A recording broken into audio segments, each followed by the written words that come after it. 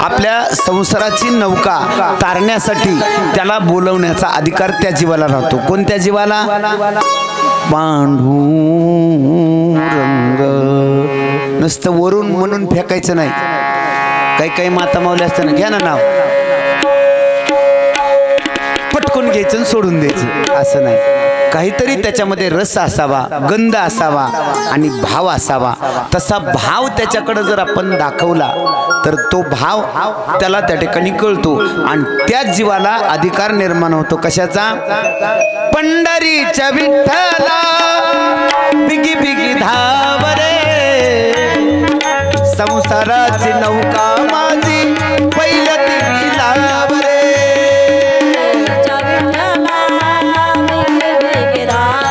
म्हणा सगळे. पंढरीच्या विठ्ठला बिगी बिगी धाव रे, संसाराची नौका माझी पहिलं तिरी लाव रे.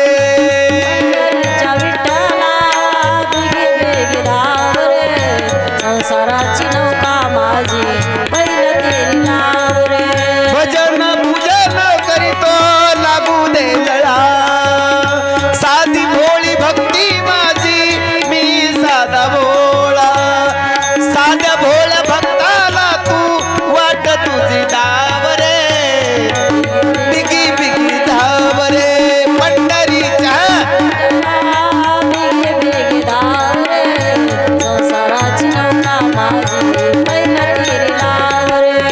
पंढरीच्या विठ्ठला बिगी बिगी धाव रे, संसाराची नौका माझी पहिलं तेरी नाव रे. भजन पूजन करिता लोक मला हसती, भजन पूजन करता लोक मला हसती. सद्भाव घडो त्यांच्या मनी, घडो संत संगती. दुर्जनाचा नको देऊ, नको मला ठाव रे, बिगी बिगी धाव रे. पंढरीच्या बिगी बिगी धाव रे, संसाराची नौका माझी पहिलं तेरी नाव रे. पंढरीच्या विठ्ठला बिगी बिगी धाव रे, संसाराची नौका माझी पहिलं तेरी नाव रे. नाम तुका देवा तुझे गाती अभंग, नाम तुका देवा तुझे गाती अभंग.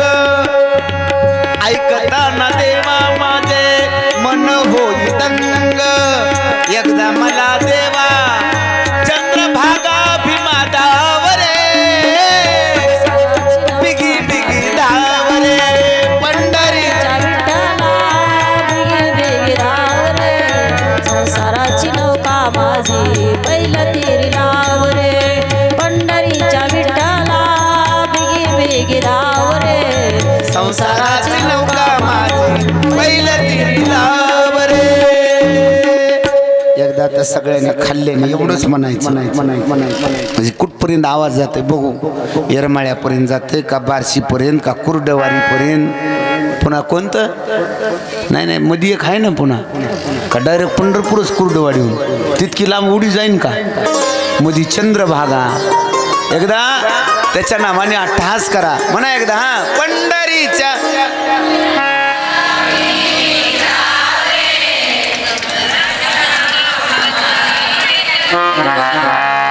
सक्रातीला आणा पुन्हा दिवाळीला घ्या ना, असं चाल लावली.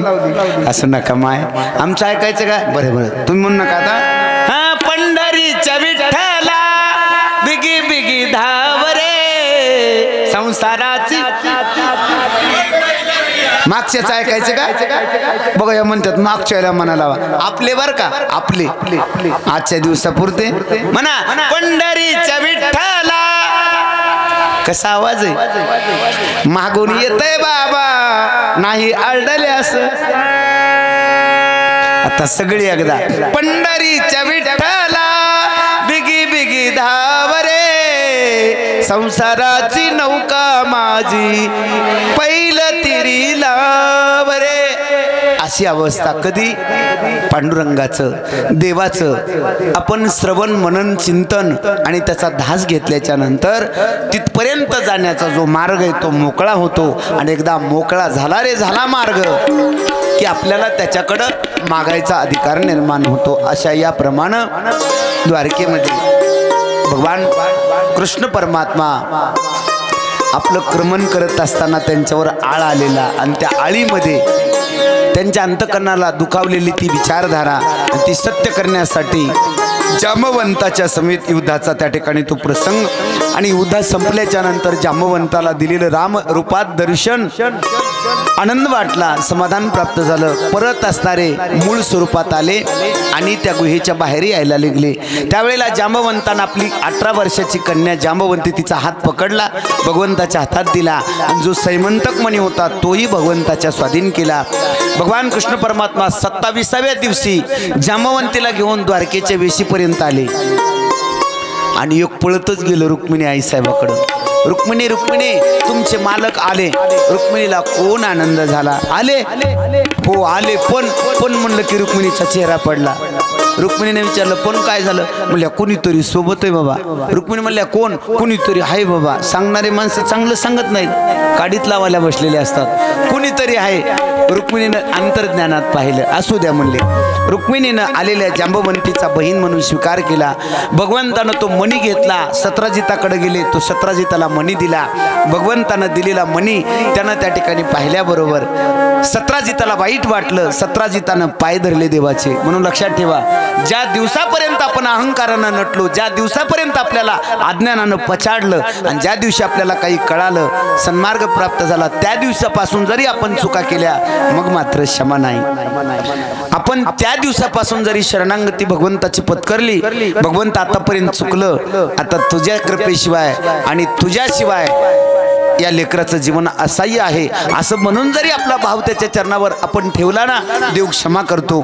सत्राजिताला देवानं क्षमा केली, भगवंत जायला निघले। सत्राजिताला वाटलं ही संपत्ती हा सैमंतकपणे आपल्या जवळ असून काय करायचं आहे। मग त्यानं आपली मुलगी सत्यभामा भगवंताच्या हातात हात दिला, देवाला सांगितलं, देवा हिचा स्वीकार केला आणि तो मणी त्या ठिकाणी देऊन टाकला।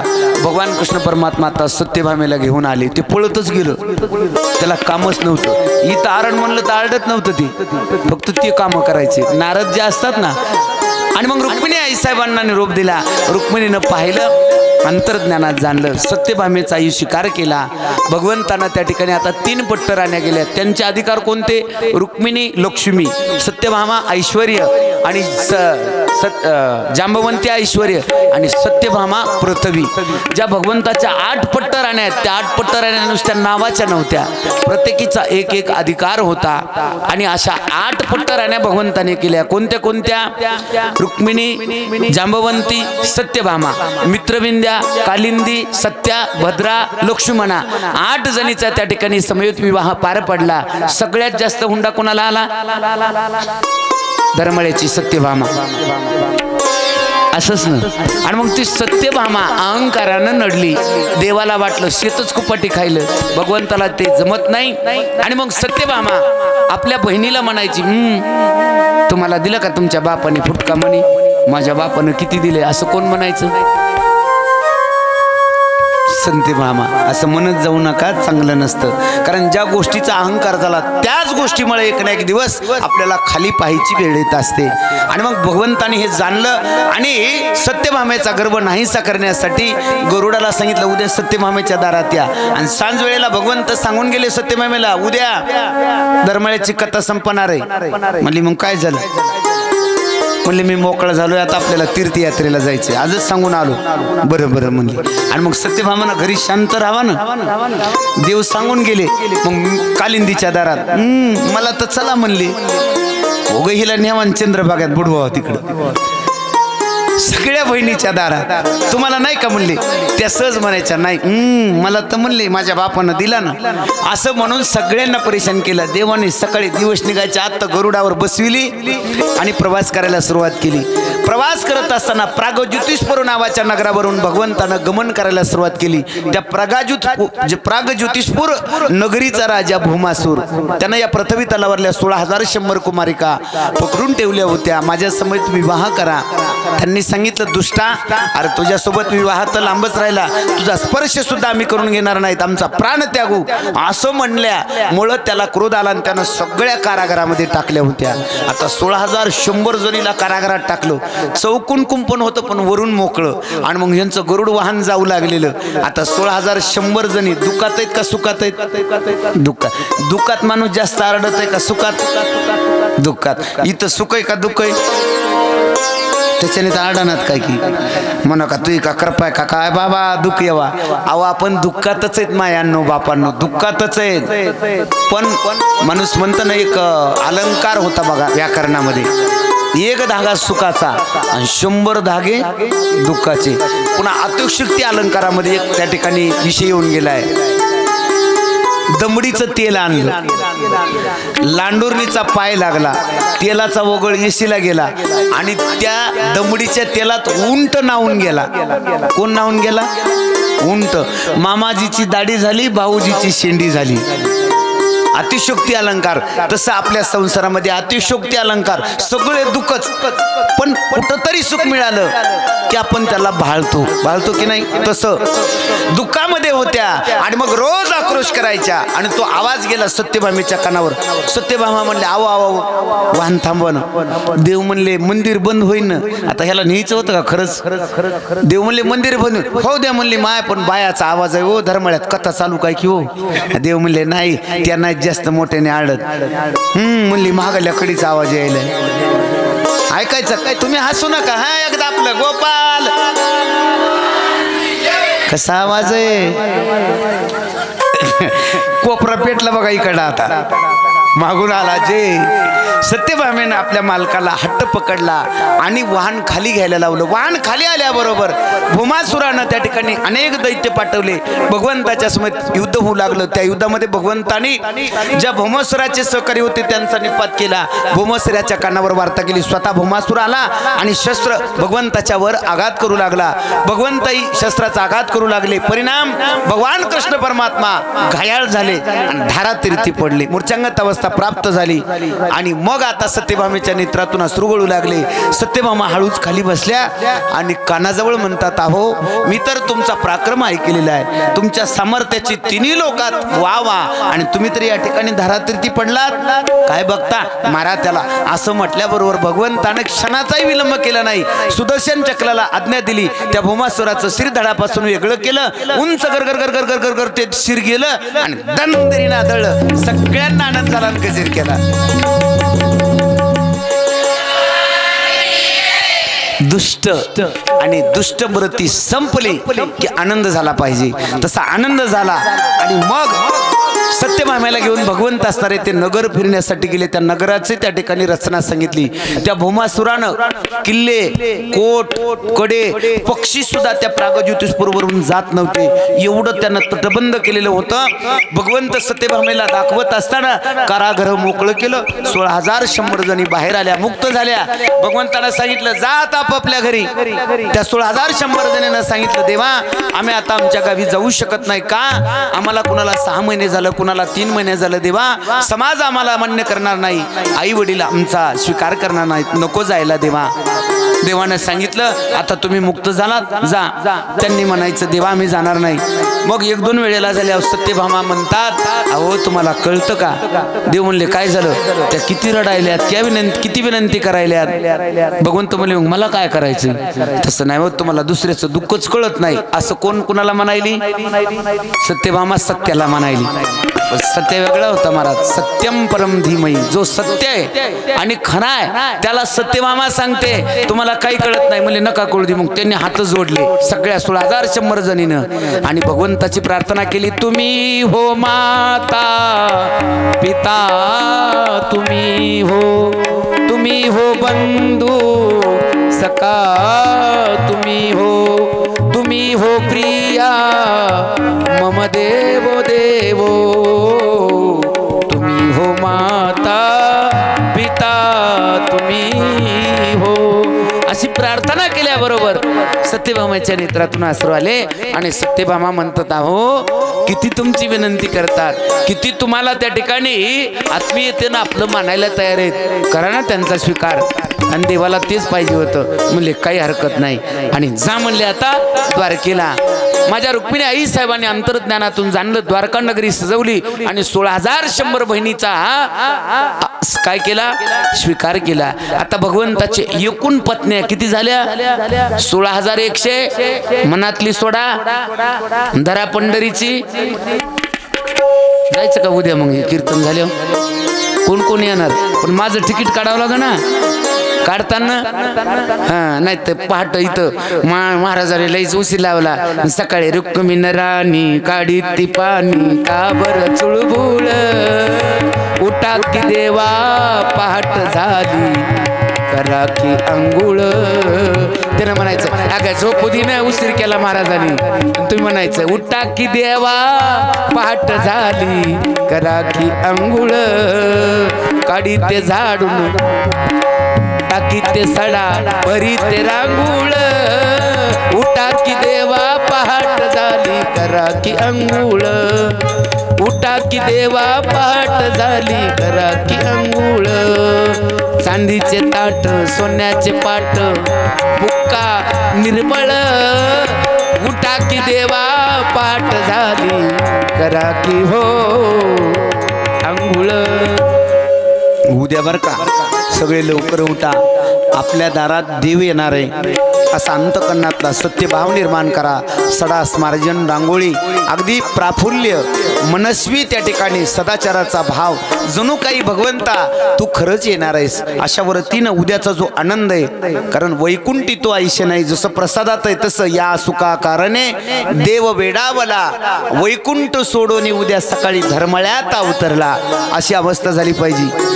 करणार ना सगळे, घेणार ना भगवंताच्या त्या ठिकाणी उत्सवाचा, आनंदाचा आणि आपल्या जीवनातल्या सदाचाराचा भाग घेणार ना. करा बरं एकदा गजर.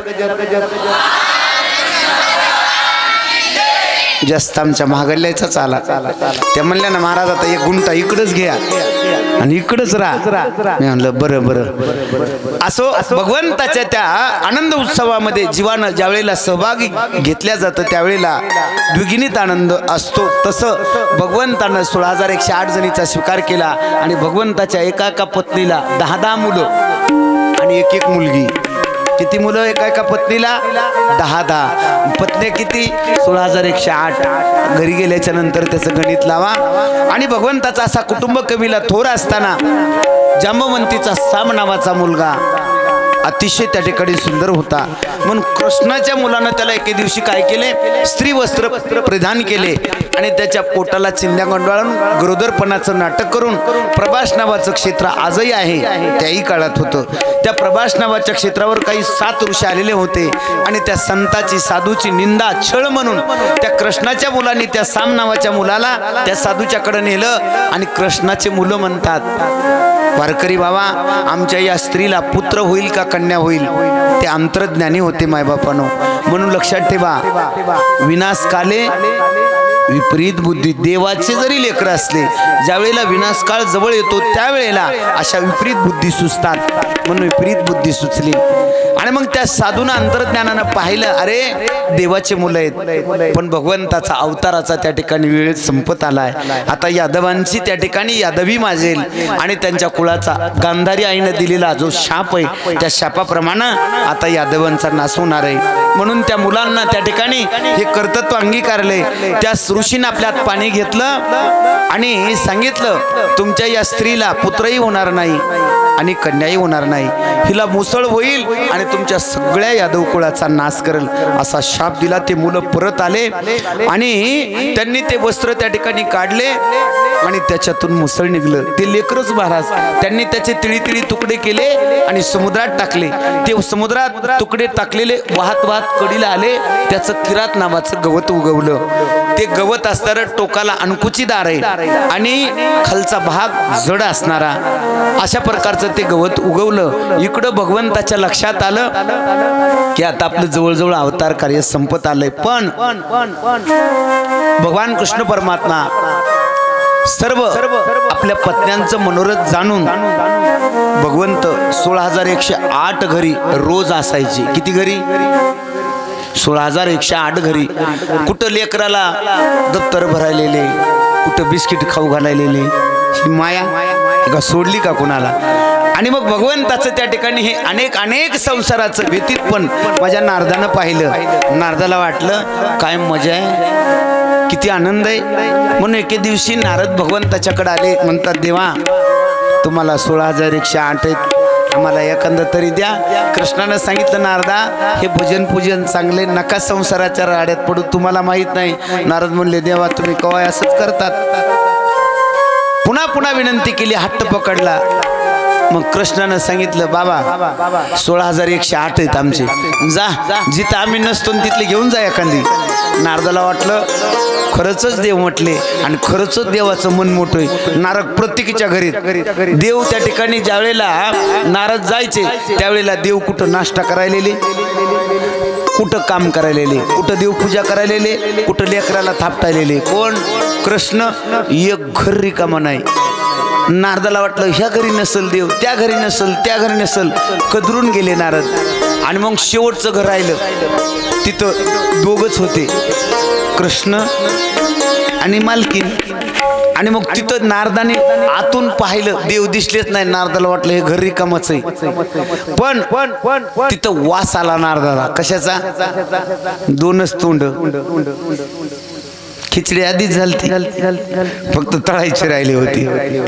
नारदाला वाटलं हे घर रिकाम आहे. नारदाने आत पाहिलं तर दोघ जण मस्त खिचडीन बोंड खायलेले. त्याच्यानंतर सासू सासरी नग वाटतेत ना.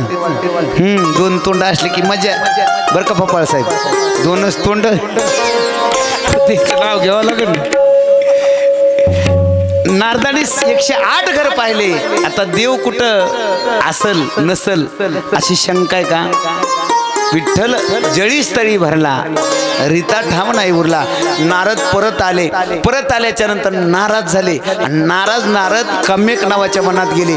त्याला वाटलं जाऊ द्या, देवाने आपल्याला फसविलं.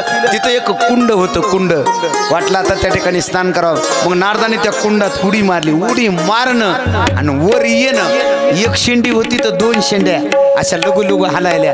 इकडून 30 तिकडून 30. एकाचा गळालेला, एकाचा त्या ठिकाणी कुपोषित. असे 30 आणि 30 दोन्ही 60 लेकरं नारदाला.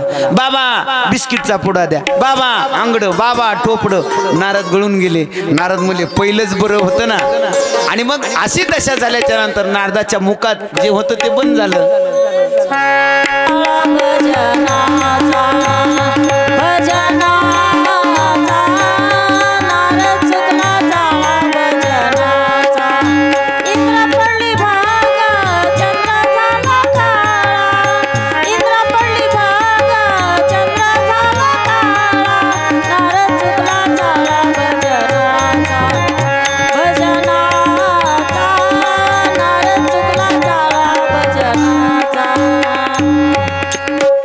आधीचं बरं नव्हतं का?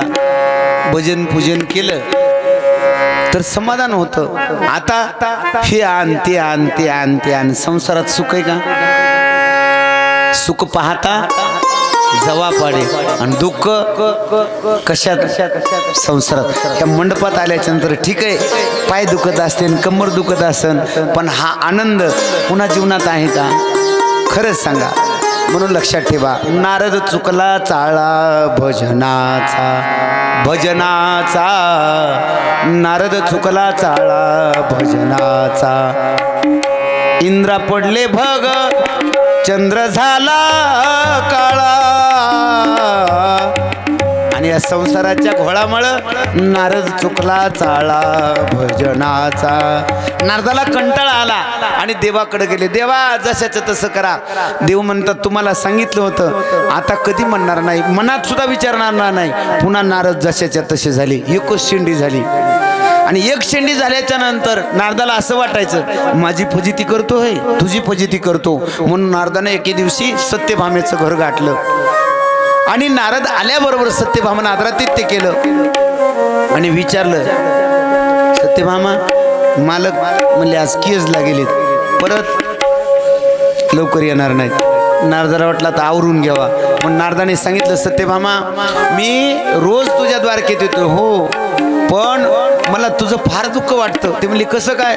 अगं मित्रविंद्या, सत्या, भद्रा, लक्ष्मणा, जांबवंती एकमेकीला देणं घेणं करतात, सुखदुःख विचारतात, तुझ्या घरी कुणी येत नाही.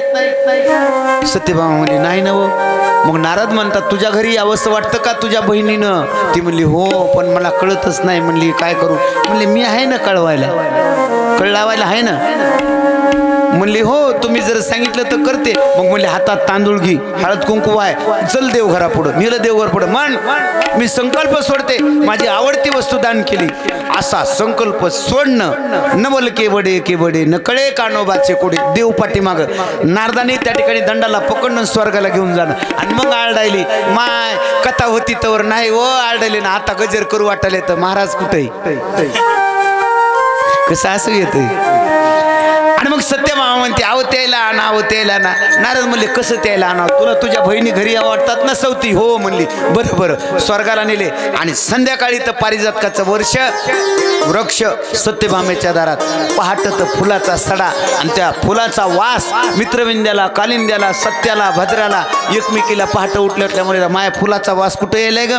अगं म्हणले आपल्याच बहिणीची इथं. मग या सगळ्या फुलं आणायला सत्यभामेच्या दारात. मग सत्यभामाला हेच पाहिजे होतं. खाल्लेच घ्या बघा, मला राहू द्या थोडे फुलं. अहंकार त्या ठिकाणी नडला. आणि मग 7, 8, 10 दिवस झाले. आणि 7, 8 दिवस झाल्याच्या नंतर किती गुप्त ठेवा, पण धर्मराजाचा शाप राहते का पोटात? त्या महादेवाच्या मंदिराकडे घर असावं एखाद्याचं बरं काय. आणि तिथली बाई पलीकड्या कडीला जावा आणि काही घडलेला असावा.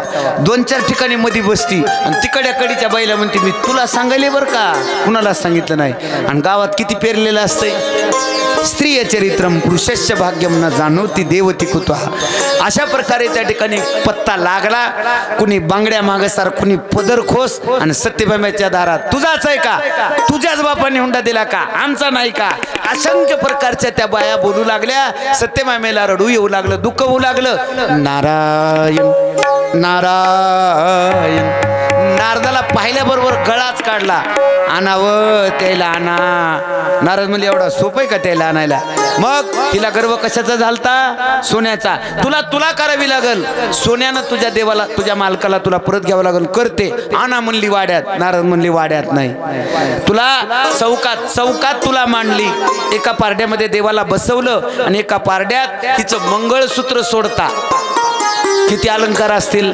जिच्या बापाच्या घरी 8 बार सोनं देणारा मणी होता, तिच्याकडे अलंकार किती असतील अगणित. तेवढे अलंकार टाकले. पारडा हल्लं नाही. मित्रविंद्या आली, कालिंदा आली, सत्या आली, भद्रा आली, लक्ष्मणाला आली. आणि मग त्याच्यानंतर ह्या 16,100 जणी आल्या. मणी मंगळसूत्र सोडता एकही अलंकार घरात ठेवला नाही. तेवढे अलंकार अशी रास लागली, पण भगवंताचं पारडा हलत नाही. आणि आता मात्र सत्यभामेचा गर्व नाहीसा झाला. तिला दुःख वाटू लागलं. नेत्रातून अश्रूंच्या धारा. देवाने खाली मान घातलेली. आणि मग दोघी तिघी म्हणले अगं आपण सगळ्या जणी आलोत, पण आका आली नाही मोठी, चला म्हणल्या तिच्याकडे. मग दोघी तिघी गेल्या. आणि गेल्याच्या नंतर रुक्मिणी स्वस्त कशा बसल्या उठाकी चला. रुक्मिणी स्वस्त कशा बसल्या उठाकी चला. रुक्मिणी तुम्ही स्वस्त कशा बसल्या उठा की चला. रुक्मिणी तुम्ही स्वस्त कशा बसल्या उठा की चला. ऐकून सकाळे ब्राह्मणवाणी, ऐकून सकाळे ब्राह्मणवाणी. अर्पण केला सारंग पाणी.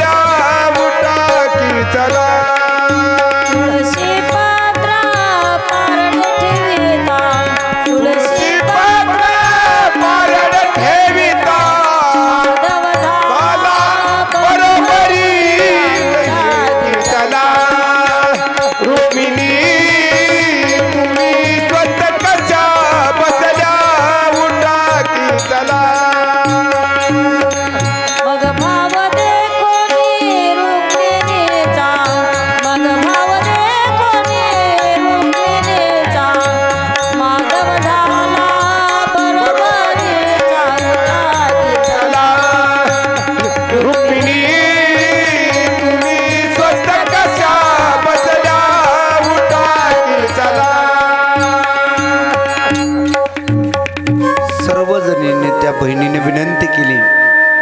विनंती केल्याबरोबर रुक्मिणी आई साहेब शांतपणानं उठल्या, तुळशी वृंदावनाला प्रदक्षिणा केली, पात्र हातात घेतलं आणि त्याच्यामध्ये एक तुळशीचं पान टाकलं. देवाला काय लागतंय?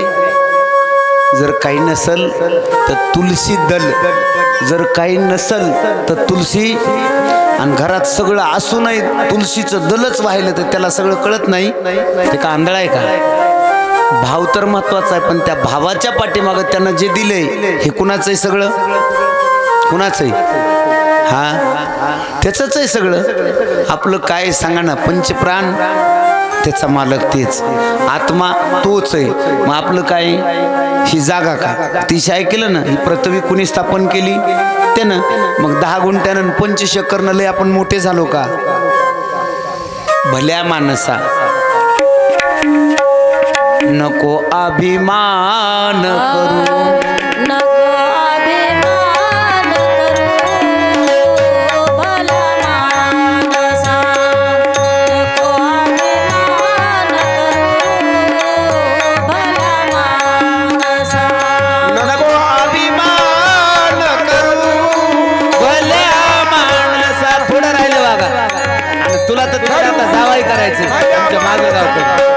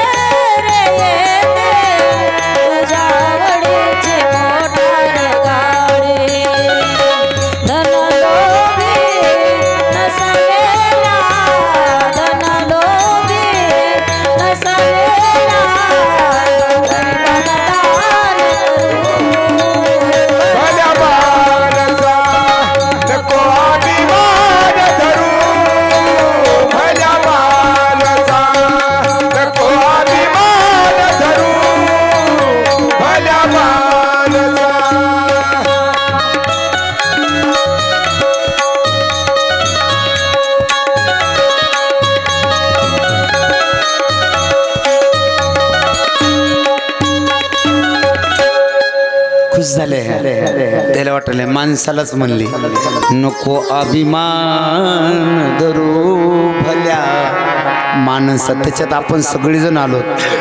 ही दौलत कुणाची, ही संपत्ती कुणाची लक्षात घ्या. तसं अहंकारानं नडलेल्या सत्यभामेच्या नेत्रातून दुःखाचा बाण फुटला. विश्वाचा मालक आहे, खाली मान घातली. सर्व सोनं त्या द्वारकेतलं आटलं, पण माझा देव त्या ठिकाणी वर होत नाही. परिणाम रुक्मिणी आई साहेबांना तुलसी दल पात्रात टाकलं. शांतपणानं आल्या. बघा, देव आत्मसात करायचं म्हटल्याच्या नंतर काय आचार करावा लागतो राजाला सांगतात परीक्षितीला. रुक्मिणी आई साहेबांना आल्याबरोबर प्रदक्षिणा केली आणि आपलं मस्तक अगोदर मालकाच्या चरणावर ठेवलं. मालक म्हणून नाही, ज्याला आपल्याला त्या ठिकाणी तुला करून घ्यायचंय अगोदर त्याची शरणागती पत्करली. मस्तक ठेवलं आणि मस्तक ठेवल्याच्या नंतर ज्या पारड्यामध्ये सोनं होतं त्या पारड्यावर त्या ठिकाणी एक तुळशीचं दल ठेवलं. दल ठेवल्याबरोबर छटकून पारडं वर झालं. वर झाल्याबरोबर 16,108 जणीला आनंद झाला. त्यांनी काय केला? गोपाल कृष्ण भगवान की जय. कसा आनंद होईल म्हणा. 10:30चा टाइम झाला की र. म्हणूनच आवाज लहान यायलाय का? आवरायचं का? सर्व जणीला आनंद झाला. भगवंत प्राप्त करून घेतला.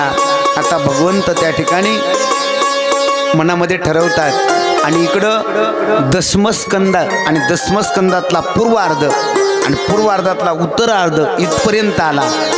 आणि पूर्वार्ध इथपर्यंत आल्यामुळं उत्तरार्ध इथपर्यंत आल्यामुळं दशमस्कंद आता संपला आणि एकादश स्कंदामध्ये भगवंत कृष्ण परमात्मा द्वारकेमध्ये ज्येष्ठ श्रेष्ठ मंडळींना प्रभास नावाच्या क्षेत्रावर नेऊन सोडतात आणि भगवान कृष्ण परमात्माची कीर्ती सामर्थ्य या सर्व तिन्ही लोकांमध्ये भगवंताचं गुणगान वर्णन त्या ठिकाणी होऊ लागल्याच्या नंतर भगवंत बळीराम दादा भद्रिकाश्रमाच्या ठिकाणी सांदीपानी ऋषीच्या आश्रमामध्ये 64 कळ्या आणि 64 विद्याचं ज्ञान घेण्यासाठी देव असून सुद्धा गुरुबिन अनुभव कैसा कळे। ज्या वेळेला भगवान कृष्ण परमात्मा बळीराम दादा सांदीपानी ऋषीच्या आश्रमामध्ये ज्ञानार्जन करण्यासाठी गेले त्यावेळेला त्यांचा जो बालसखा होता ज्याचं नाव सुदामा असणार आणि त्या सुदामाचं द्वारकेपासून काही दूर अंतरावर एक सुदामा नावाची पुरी नगर होतं आणि त्या नगरीचा राजा असणारा त्या नगरीमध्ये राज्य करत असताना सुदामा आणि त्याची पत्नी त्याच्या कर्मामध्ये क्षय असं होतं। काय होतं सुदामाच्या इथं लिहिलेलं क्षय या शब्दाचा अर्थ दारिद्र्यता दुःख पीडा यातना अशा त्याच्या नशिबात लिहिलेल्या असल्या कारणानं आणि त्याच्या पोटी 4 लेकरं। सुदामा रोज 5 घरी भिक्षा मागायची 5व्या घरी त्या ठिकाणी ते जात नव्हते पण जोपर्यंत नगरामध्ये 5 घरी भिक्षा मागायचे तोपर्यंत त्यांचा संसार त्यांच्या मुलाबाळाचा अन्न पाण्याचा काही त्या ठिकाणी अंश सुटायचा आणि आपल्या जीवनाचं व्यतीतपण क्रमण करत असताना रात्रंदिवस कधी नाही चूल पेटली नाही आज खायला मिळालं नाही मग कशाला देव करायचा असं कधी त्यांनी मनात येऊ दिलं नाही। एवढ्या गरिबीनं एवढ्या दुःखानं एवढ्या यातनेनं पछाडलेले सुदामा राहिला तोडकं मोडकं घर पण त्यांच्या पत्नीचं नाव सुशिला। सु म्हणजे सुविचारी सदाचारी आणि शिला म्हणजे शिलवान सत्यवान सदाचारी। आपल्या पतीची एवढी दारिद्र्यता आहे पण या वाणीनं कधी आपल्या पतीचं मन त्यांनी दुखवलं नाही कधी त्या ठिकाणी त्यांनी आपल्या पतीला दोष दिला नाही। जे आहे जसं आहे तशात समाधान मानत असताना सुशिलेची विचारधारा आणि सुदामाची देवभक्ती आणि त्यांच्या कर्मात लिहिलेली ती दारिद्र्यता असा त्यांचा संसाराचा वेळ चालत असताना योगानं त्या नगरीचा राजा आणि त्याचा स्तुती पाठक असणारा त्या ठिकाणी काही कारणास्तव गेल्यामुळं सुदामाच्या वडील बंधूनं सांगितलं राजा तुला जर तुझ्या राजमहालात तुझ्या राज दरबारात स्तुती पाठक हवा असेल तर माझ्या भावाला चांगलं भजन गाता येतंय। असं ज्या वेळेला सुदामाच्या वडील बंधूनं सांगितलं त्यावेळेला सुदामाला त्या राजाची स्तुती करण्यासाठी त्या राज दरबारात बोलवलं आणि त्या राजानं सांगितलं सुदामा आजपासून जर माझी स्तुती करत राहिलास या दरबारात तर तुला योग्य पगार दिला जाईल तुझ्या मुलाबाळाची गरिबी हटल तुझा संसार सुखाचा चालल।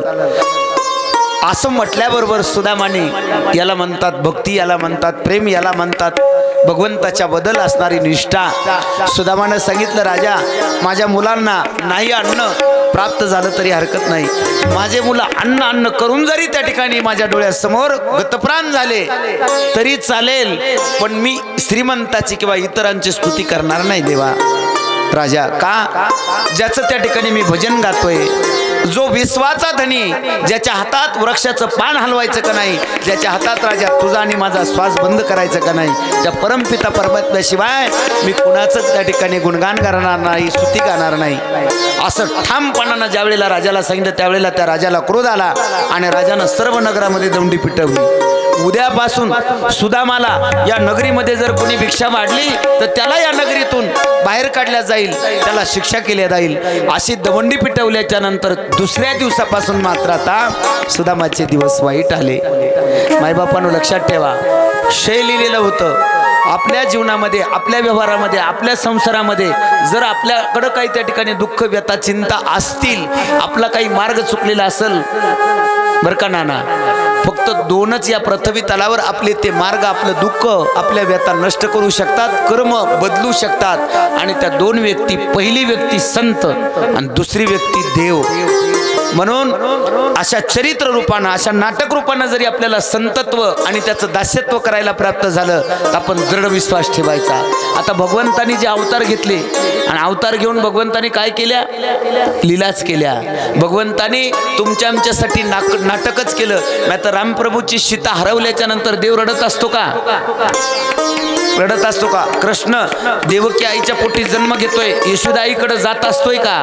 पण लक्षात ठेवा मायबापांनो, या परमार्थामध्ये आपण चरित्र रूपानं, लीला रूपानं, नाटक रूपानं जरी त्याची शरणागती पत्करली तर आपलं कर्म जर दुस्तर असेल, एक संत आणि दुसरा देव आपलं कर्म बदलू शकतो. लक्षात ठेवा.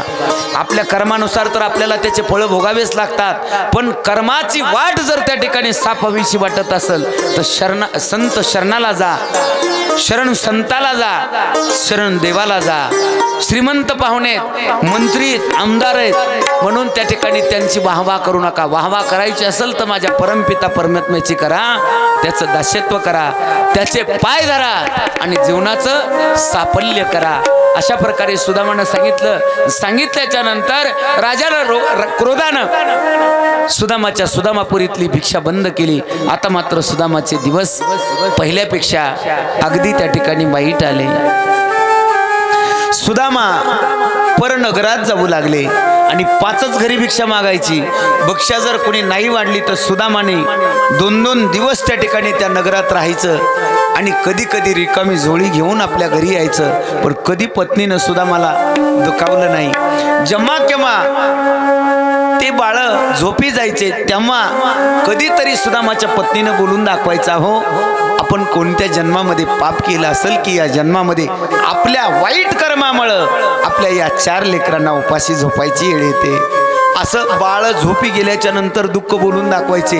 लेकरा देखत सुदामाच्या पत्नीनं सुदामाने कधी आपल्या नेत्रातले अश्रू गाळले नाहीत. आणि मग ज्या वेळेला सुदामा 3-3 दिवस बाहेर गावून येत नव्हते त्यावेळेला 18-20 दारिद्र्य असणारं सुदामाचं चूल पेटत नव्हती. मग त्या लेकरांनी सुदामाच्या पत्नीकडं, आईकडं आपल्या जठराग्नीचा जो दाहकता आहे, जठराग्नीची जी तप्तता आहे ती दाहकता वाढल्याच्या नंतर नेत्रांना अश्रू गाळायचे. अंग झाकण्याइतपत वस्त्र लेकरांच्या अंगावर, पोट उघडं, पाठ उघडी. आणि त्या लेकरांना आईला म्हणायचं, आई हे बघ 3 दिवस झाला अन्नाचा कण नाही ना गाई, आता आमचं त्या ठिकाणी भुकेचं सांत्वन कशाने होणार गाई, आम्हाला दे ना अन्न. ज्या वेळेला स्वतःचे मुलं असं आपल्या आईकडे काही मागतात आणि आईचा नाविलाज असेल तर त्या आईच्या नेत्रातून पाणी आल्याशिवाय राहतंय. पण तेवढं दुःख माझ्या सुदामाच्या पत्नीनं त्या ठिकाणी आवरायचं का? मी जर रडत राहिले, मी जर दुःख करत राहिले या बाळांच्या समोर, जो त्या ठिकाणी धीर आहे तो धीर यांचा संपल आणि तो धीर संपल्याच्या नंतर ते लेकरं खसतील. म्हणून सुदामाच्या पत्नीने सांगायचं, बाळांनो बाबा येतील आता. मग 4ही लेकरांना 2-2 लेकराचे मुंडके आपल्या मांडीवर घ्यायचे आणि माहीचा हात त्या बाळांच्या पाठीवरून फिरवायचे, त्यांच्या मुख कमलावरून फिरवायचे. बघा आईची माया किती प्रेमळ असते. पोटात जठराग्नी त्या ठिकाणी तापलेला आहे, आईकडं अन्नाची मागणी केली आणि आई आपला नाविलाज आहे, काही देऊ शकत नाही म्हणून त्या बाळांच्या पाठीवरून पोटावरून हात फिरवते. राजांनो बाबा आले ना तुम्हाला पोटभर खायला देईल असं म्हणत म्हणत त्या बाळांच्या सर्व अंगावर ममत्वानं कृपेनं हात फिरवत असताना त्या बाळांना आईच्या कुशीत झोप लागायची. ते बाळ झोपी जायचे आणि ज्या वेळेला झोपीतून उठायची त्यावेळेला मात्र आई आता मात्र आमचा प्राण वाचत नाही ग असं ज्या वेळेला त्या बाळांनी बोलून दाखवायचं त्यावेळेला सुदामाच्या पत्नीनं दारात यायचं, दूरपर्यंत पाहायचं, दिसायचे नाहीत मालक. आणि मग देवघराजवळ जायचं आपल्या घरातल्या आणि भगवंताला बोलायचे, देवा अरे आमचं कर्म वाईट आहे पण आमच्या कर्मामुळे आमच्या बाळावर का अशी वेळ आणलीस, का आमच्या बाळाला असं त्या ठिकाणी भोगायचं, देवा तू मार्ग दाखवतोयस. अशा विचारानं त्या बोलायच्या. आणि मग त्यांच्या लक्षात यायचं गेलेल्या 7 दिवसापूर्वी पीठ आणलेलं, पूर्वीच्या काळी डबे नव्हते, मडक्यामध्ये ठेवलेलं आणि मग त्या सुशीला आईच्या लक्षात यायचं आणि त्या मडक्याला लागलेलं पांढरं त्याच्यामध्ये सुशीला आईनं पाणी टाकायचं, मीठ टाकायचं आणि ते पांढरं पाणी चुलीवर गदा गदा गदा शिजवायचं आणि त्या पांढऱ्या पाण्याच्या वाट्या त्या बाळांना द्यायच्या. त्या लेकरांनी ते पांढरं पाणी आईनं खाऊ दिला अशा विचारानं गठगठ प्यायचं आणि त्या अन्नाची त्या पांढऱ्या पानाची ऊब यायची. बाळांनी त्या ठिकाणी झोपी जायचं. अंगावर वस्त्र नाही. ज्यावेळेला ते लेकरं झोपायचे त्यावेळेला सुशीला आईनं त्या बाळांच्या पोटाकडे पाहायचं तर पोट पाठीला गेलेलं.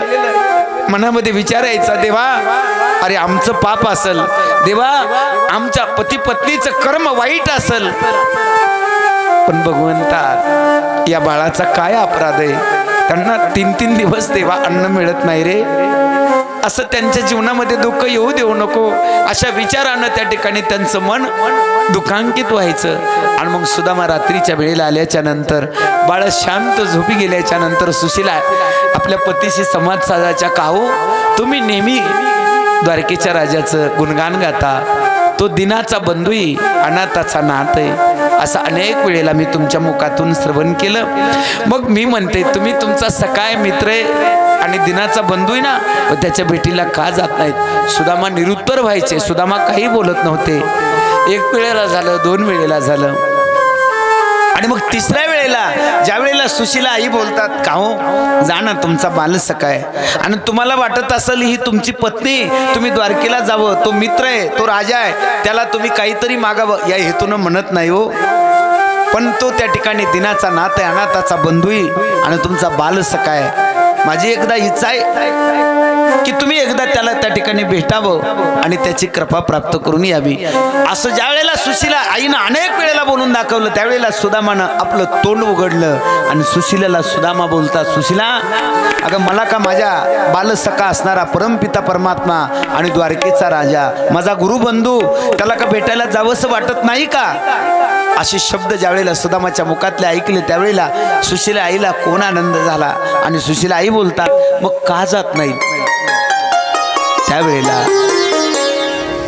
सुदामा सांगतात, सांग तो राजा जरी असला तर देव आहे, आणि देवाच्या भेटीला जाताना सुशीला रिकाम्या हातानं जाऊ नये ग. तुला माहित नाही शास्त्र, आई वडिलांनी लेकीच्या घरी रिकाम्या हातानं जाऊ नये. जर गेले तर त्या आई बाबाला पाणी प्यायचा सुद्धा अधिकार नाही, असं शास्त्र सांगतंय. भावानं बहिणीच्या घरी रिकाम्या हातानं जाऊ नये, असं शास्त्र आहे. शिष्यानं आपल्या गुरुच्या घरी रिकाम्या हातानं जाऊ नये ग सुशीला, तो तर परमपिता परमात्मा आहे. सांग मला का त्याच्याकडे जावंसं वाटत नाही का? पण आपण रिकाम्या हातानं जाणं शास्त्र योग्य नाही. सुशीलेच्या नेत्रातून पाणी आलं आणि आता सुशीलेला कळालं, देवा खरंच आमचं कर्म दुस्तर आहे. खरंच आपल्या घरी 4 मुठी धान्य जरी असलं असतं तर माझे पती गेले असते. आज कळालं. ती रात्र जागून काढली, पहाटे 4 वाजले. सुशीला आईला वाटलं आपल्या घरात तर नाही. मग अंधाराचा फायदा घेऊन सुशीला आई 4-2 संबंधातल्या घरी मागण्यासाठी गेल्या, कोणी दिलं नाही. पण एका वैवृद्ध आजीनं दया आली तिला आणि सांगितलं, सुशीला हे बघ पाकडलेले 4 मुठी पोयाची परसुंडी ती कोपऱ्यात त्याचा ढीग घातलाय, तो ढीग उचल आणि घेऊन जा. बघा किती भाग्य असेल त्या शेजारणीचं. पाकडलेले पोये त्याची त्या ठिकाणी पुरचुंडी, ती कोपऱ्यात ढीग घातलेला. आता तो कोपऱ्यात ढीग घातलेला उकंड्यात टाकून द्यायचा होता का शिजवायचा होता? हा, पण जर देवाला त्या ठिकाणी त्याचा भाग पाहिजे असेल किंवा त्या कर्मात असेल तर तिथपर्यंत जातो. मायबापांनो लक्षात घ्या, आपल्या घरी त्या ठिकाणी काय नाही तरी आपण त्याचा विचार करत नाही. ज्याच्या घरी काहीच नाही तो भगवंताच्या भेटीला जाण्यासाठी 10 वेळेस विचार करतोय. देशी तेव्हा घेशी असा त्याचा त्या ठिकाणी शास्त्र नियम आहे. आणि मग ती पुरचुंडी माझ्या सुशीलाईनं लगबगीनं घेतली. घरी आल्या, त्याला बांधायला त्या ठिकाणी वस्त्र नाही. सुदामाला वाटलं आता ही त्या ठिकाणी पत्नी, हिच्या अंगावर फाटकं तुटकं आहे ते फाडावं तर योग्य नाही. व सुदामानेच आपलं शरीर झाकलेलं त्याच्यातला अर्ध वस्त्र फाडलं. त्याच्याही 3 गाठी, 1 गाठ बसली नाही. आणि 4:30 वाजले. सुशीला आई म्हणतात, हे बघा हा उन्हाळ्याचे दिवस आहेत, थोडं लगबगीनं जा. का? जर ही पुरचुंडी बांधलेली आणि बाबा जायच्या आधी, सुदामा जायच्या आधी जर लेकर झोपेतून जागे झाले तर स्वामीचा मालकाचा पाय ओढणार नाही. म्हणून सुदामाला लगबग केली. सुदामाला निरोप देण्यासाठी सुशीला आई दूरपर्यंत गेल्या. दूरपर्यंत गेल्याच्या नंतर पाठमोऱ्या आकृतीकडं सुदामाच्या पत्नी पाहत राहिल्या. सर्व अंग अस्थिपंजीर झालेलं. आले का सुदामा? या ठिकाणी आपण पात्र केलेलं आहे मायबापानो. तुमच्या आणि माझ्यामध्ये भगवान कृष्ण परमात्मा आहेत. ग्रंथ नव्हे हा श्रीकृष्ण. आपण जसं काल भगवंताचं लीला रूपानं विवाह पार पडला रुक्मिणी आणि कृष्ण परमात्माचा, तसं जे सुदामा चरित्र या ठिकाणी आपण श्रवण करतायत ते नेत्रांनाही पाहायला मिळणार आहेत. आणि तो सुदामा आलाय आणि आपण सचित्र केलंय म्हणून मनामध्ये शंका आणू नका. मी 8वीला असताना बालयोगी महाराज ओतूरकर जर तुम्हाला माहीत असेल तर, मला माझ्या आईनं योगायोगानं माझा आजूळ औंढे नागनाथकडं वस्ता नावाचं गाव आहे आणि त्या ठिकाणी बालयोगी महाराजांची ओतूरकराची कथा होती. रोज 15,000 10,000 श्रोते असायची आणि कृष्ण परमात्माच्या आणि रुक्मिणीच्या विवाह सोहळ्याचा प्रसंग होता. फवाऱ्यानं अत्तर मारत होते, फवाऱ्यानं एवढं त्या ठिकाणी सोहळा होता तो. आणि त्याच्यात त्या एवढ्या श्रोत्यामध्ये एक वकील होता, वकील, आणि त्यांना अशी शंका घेतली होती, हे खरंच कृष्ण असतंय का, आणि खरंच असला तर माझ्या मस्तकावर थाप देईल असं कोण म्हणला? तो वकील. विवाह सोहळा त्या कथा मंडपातला पार पडला योगायोगानं आणि त्या वकिलाच्या मस्तकावर कृष्ण झालेल्या त्या मुलीनं, दोन्ही मुलीच होत्या, हात मारला. त्या दिवसापासून तो वकील अजूनही त्या ठिकाणी शहाणा झाला नाही, वकील असून सुद्धा. म्हणून भगवंत साधना करत असताना थोडीच करा, पण नितांत करा, निर्मळ करा, दृढ श्रद्धेनं करा. शंका कुशंका जर मनात आल्या तर आपलं पूर्व पुण्य, केलेलं पुण्य आणि पुढे होणारं पुण्य सगळं त्या ठिकाणी काय होत असतं? साफ होत असतं. तसं दूर अंतरापर्यंत सुदामाच्या पत्नी पाहत होत्या आणि दूर पाहत असताना त्या पाठमोऱ्या पाठीच्या आकृतीकडे पाहत असताना नेत्रातून खळाखळा अश्रूचा बाण फुटला. का? कारण प्रवास करत असताना ऊन वारा आणि त्या शरीराला सहन नाही झाला. कर्मा, माझे पती परत सुखानं येतील का? माझ्या पतीला भगवंत त्या ठिकाणी भेट देतील का? द्वारकेचा राजा भेटेल का? अशा प्रकारच्या अनेक विचारानं प्रेरित झालेल्या सुशीला आई मनोमन भगवंताचा अंतकरणामध्ये धावा करतात. मायबापानो, सुशीला आई लगबगीनं परत आल्या तर 4 लेकरं झोपलेले, ते 3 मुठी पोहे डोळ्यातले जात नव्हते. लेकराचे पोट पाठीला पूर्ण चिटकलेले, जास्त पंजीर शरीर त्या बाळांचं. माझ्या सुशीला आईनं त्याच वेळेला देवघराच्या जवळ लावलेली अगरबत्ती त्याचा अंगारा आपल्या हातामध्ये आणला आणि त्या बाळांच्या पोटाला लावला. काय होणार महाराज? पण भाव तिथं देव. मनातली शंका काढण्यासाठी अशा चित्र विचित्र अवस्थेमध्ये जीवन जगत असताना देवाला दोष दिला नाही, पतीला दोष दिला नाही, दोष दिला तो आपल्या कर्माला. आणि सुदामा आता द्वारकेच्या दिशेनं भगवंताचं भजन करत करत, भगवंताचं गुणगान गात गात द्वारकेचा मार्गक्रमण करतायत. आता सुदामा आपल्या सर्व मंडपामध्ये भ्रमण करणार आहेत. त्याच्याजवळ त्याच्या त्या झोळीमध्ये पोहेत महाराज, पोहे. तुमचा स्पर्श झाला आणि त्याच्या चरणाला जरी स्पर्श झाला तर आपण असं समजायचं, क्षण एक घडता संत संगती, तात्काळ पालटे की कुमती, म्हणून या शास्त्र वर्णिती संत महिमा विशेष. सुदामा आहे आणि तो त्या ठिकाणी मुलगा आहे असा मनात भाव ठेवू नका. हे भगवंता, हे परमेश्वरा, द्वारकेचा राजा ग्रंथाच्या रूपाने आपल्या समक्ष बसलेला आहे आणि त्याला आपल्या व्यथा, चिंता, दुःख जे काही व्यथा असतील त्या संताच्या रूपाने त्याच्या भेटीला आपण सुदामाच्या सानिध्यात जातोय असा भाव आत्मसात करा. मायबापानो, आता सगळ्याला पूजन तर होणार नाही, पण जे यजमान आहेत, सुदामा इथं आल्याबरोबर यजमानाच्या रूपानं कृष्ण रुक्मिणीनं जसं त्यांचं चरण तीर्थ चरण अभिषेक केला तसं या ठिकाणी पूजनही होईल. पण ज्या वेळेला तो त्या धर्ममंडपामध्ये संत भगवंताच्या गुणगानामध्ये आपल्या स्पर्श होईल, आपण त्याचा आशीर्वाद घेऊ. आपल्या जीवनातल्या व्यथा, चिंता, दुःख त्याच्या जवळ आपल्या अंतःकरणामध्ये मांडा. निश्चित आपल्याला अनुभव आल्याशिवाय राहणार नाही. मी शास्त्रावर हात ठेवून सांगतो, जर आपला दृढ विश्वास असेल तर, आणि जसं आपण भगवंताच्या प्रती भाव आत्मसात करतो आणि आत्मसात करत असताना आपले अनेक दुःख त्याच्याकडे मांडतो, तसं माझ्या मायांनो, बापांनो, आपल्याला जर पवित्र संत महात्म्याला दान करायचं असेल तर त्याच्या झोळीत टाका. त्याच्या झोळीत टाकलं तर त्याची त्या ठिकाणी परिणिती त्या भगवंताला आत्मसात होईल.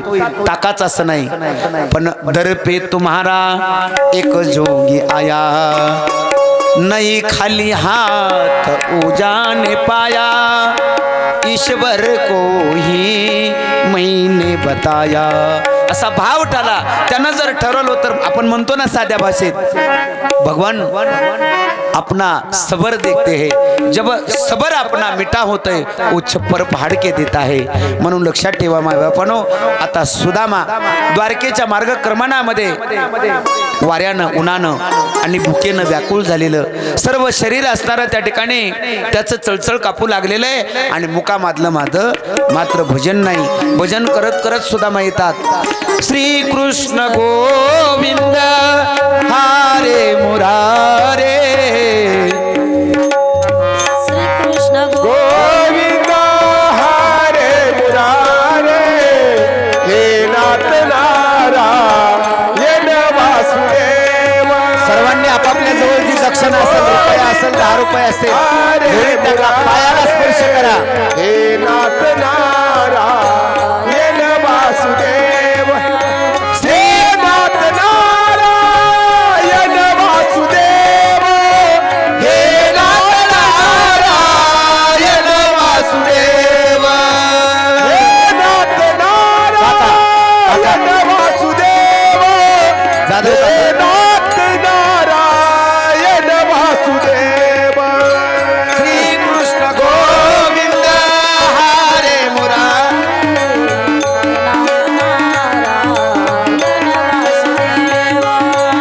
श्री कृष्ण गोविंद हरे मुरारे, इकडे या समाधाई. नारायण वासुदेव, हे नाथ नारायण वासुदेव, हे नाथ नारायण वासुदेव.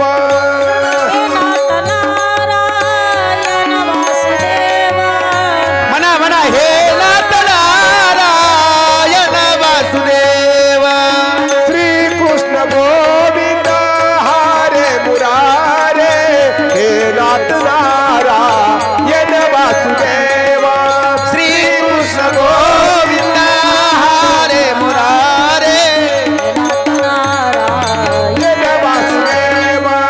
श्री कृष्ण गोविंद हरे मुरारे, हे नाथ नारायण वासुदेव.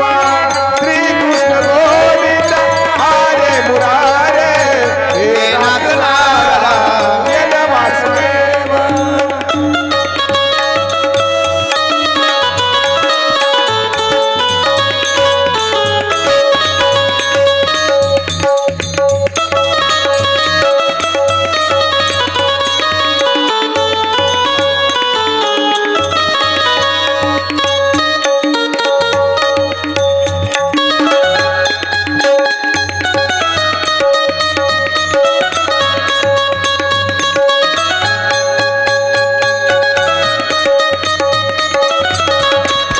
श्री कृष्ण गोविंद हरे मुरारे, हे नाथ नारायण वासुदेव.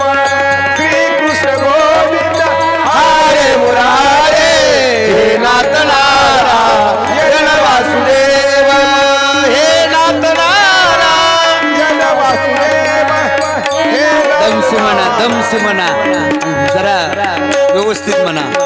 श्री कृष्ण गोविंद हरे मुरारे, हे नाथ नारायण वासुदेव. श्री कृष्ण गोविंद हरे मुरारे, हे नाथ नारायण वासुदेव. श्री कृष्ण गोविंद हरे मुरारे, हे नाथ नारायण वासुदेव.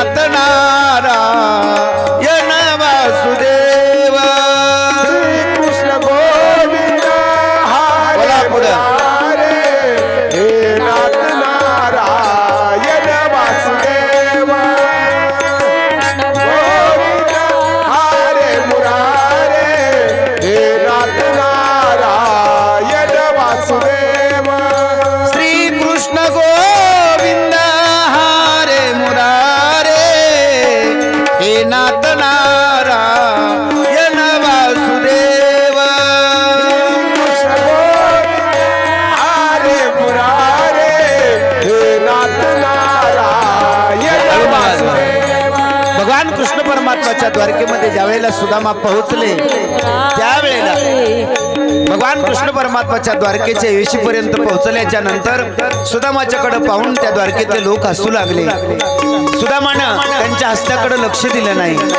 सुदामानं द्वारकेचा राजा असणारा भगवान कृष्ण परमात्माचा राजवाडा विचारला. काही लोकांना वाटलं अरे म्हणतोय ना बालसखाय. सांगितलं बाबा असं सरळ जा आणि पुढे गेल्याच्या नंतर तुला भगवंताचा राजवाडा दिसल असं सांगितल्याबरोबर सुदामा त्या राजवाड्याच्या दारासमोर पोहोचल्याबरोबर द्वारपालांना अडवलं आणि द्वारपालांना अडवल्याच्या नंतर सुदामानं सांगितलं अरे द्वारपालांनो मी कृष्णाचा बालसखाय त्याला म्हणावं दूर वरून तुला भेटण्यासाठी आलोय. ज्या वेळेला अशी विनंती केली त्यावेळेला सुदामा काय म्हणतात आवाज दि इकडे इकडे असं इकडे तोंड करा बहीण बाई. गरीबा गया है सुदामा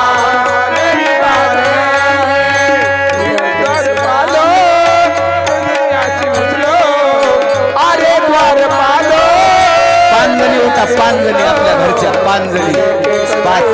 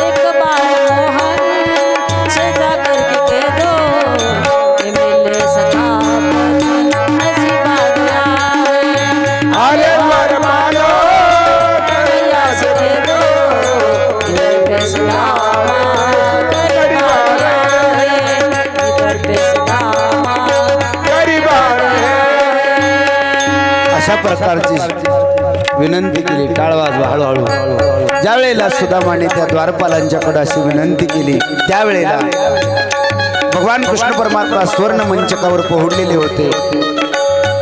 8 पट्टराण्या भगवंताची सेवा करत होत्या. एका द्वारपालाने विचार केला अरे म्हणतोय ना कृष्णाचा सखाय म्हणतोय ना गुरु बंधू आपल्याला आपल्या राजाला निरोप द्यायला काय हरकत आहे. एका द्वारपालानं सांगितलं राजाधिराज द्वारकाधीश कृष्ण भगवान की जय. आपला बालसखा दूरवरून आपल्याला भेटण्यासाठी आलाय आणि नाव सांगतोय सुदामा. सु म्हटल्याबरोबर रुक्मिणी पाय चेपत होत्या. सु म्हटल्याबरोबर रुक्मिणीचं ताडण केलं. दा म्हटल्याबरोबर उडी मारली आणि मापर्यंत देव राजमालाच्या दारात आले महाराज. आणि संत आलेला पाहून मित्र आलेला पाहून बालसखा आलेला पाहून कडकडून मिठी मारली. आपल्या हातानं भगवंतानं कृष्ण परमात्माला पकडलं आणि सोन्याच्या मंचकावर बसवलं. स्वर्ण मंचकावर बसवल्याच्या नंतर ज्या वेळेला कृष्ण परमात्मा आपल्या बाल सखा असणाऱ्या मित्राला भेटतात त्यावेळेला 8 पट्टराण्या नवल करू लागल्या. कारण हा बाबा राजा आहे आणि आलेला पाहुणा एवढा त्या ठिकाणी दयनीय असताना सुद्धा बाबा ज्या अर्थी आपल्या हृदयाशी लावतोय त्या अर्थी रुक्मिणीनं ओळखलं आणि पूजेचं ताट संतांचं पाद्यपूजन करण्यासाठी रुक्मिणी ताट आणण्यासाठी गेल्या. त्यावेळेला मायबापानं लक्षात घ्या विश्वव्यापक जगन्नियंता भगवान कृष्ण परमात्मा द्वारकेचा राजा भगवंतानं त्या संताचे चरण संताचा जलाभिषेक संताचे पाय धुतले आपल्या नेत्रातल्या अश्रून देवानं ज्याचं नाव घेतल्याच्या नंतर आपला उद्धार होतो असा भगवान कृष्ण परमात्मा त्या सुदामाचे पाय धुतात. पाय नेत्रानं जलाभिषेक केला. तोपर्यंत रुक्मिणी आल्या सत्यमामा आल्या 8 पट्टराण्या आल्या आणि नंतर त्यांनी पूजन केलं. सुदामाला आपल्या जवळ बसवलं आणि देव बोलतात सुदामा लग्न झालं. सुदामाने माना हलवली. देव बोलतात सुदामा आमच्या बहिणीनं काही खायला दिलं असेल. त्यावेळेला 8ही पट्टराण्या हसू लागल्या. का म्हणल्या खिचडी बोंड बोंड तळू तळू खाऊ घालतो तरी याचं पोट भरलं नाही. आणि हा वारकऱ्याला म्हणतो कारण त्याचं ब्रीद आहे देशी तेव्हा घेसी. आता असं काही झालं होतं काढू का नको जणू सगळं 10 एकरच चाललं आपलं. कारण भगवंत साधना ही करत असताना आपला जो भाव आहे आपली जी वृत्ती आणि आपली जी संपत्ती त्या संपत्तीला साध्या भाषेत किडा जर लागू द्यायचा नसेल वाम मार्गाला ती संपत्ती जाऊ द्यायची नसेल तर सत्पात्रामध्ये आपण त्या ठिकाणी एक कण जरी अर्पण केला तर ती संपत्ती आपली वाम मार्गाला जात नाही चांगल्या कामाला त्या ठिकाणी येते. त्या संपत्तीनं आपल्याला सदविचार आत्मसात होतात. तसं 8 पट्टराण्याने पूजन केलं आणि भगवंत देशी तेव्हा घेशी या विचारानं म्हणतात सुदामा आमच्या वहिनीनं काही दिलं असेल ना. त्यावेळेला सुदामानं ते पोहे आणलेली परचुंडी बगलामध्ये अशी लपवली. का ऐश्वर्याला पाहून माझे पोहे ना त्याच्यात कढीपत्ता ना कोथरीम काय माझ्या भगवंताला आवडल. भगवंतानं पाहिलं आणि ती परचुंडी इसकटून घेतली. पहिली गाठ सोडली आणि मुकाट टाकली. दुसरी गाठ सोडली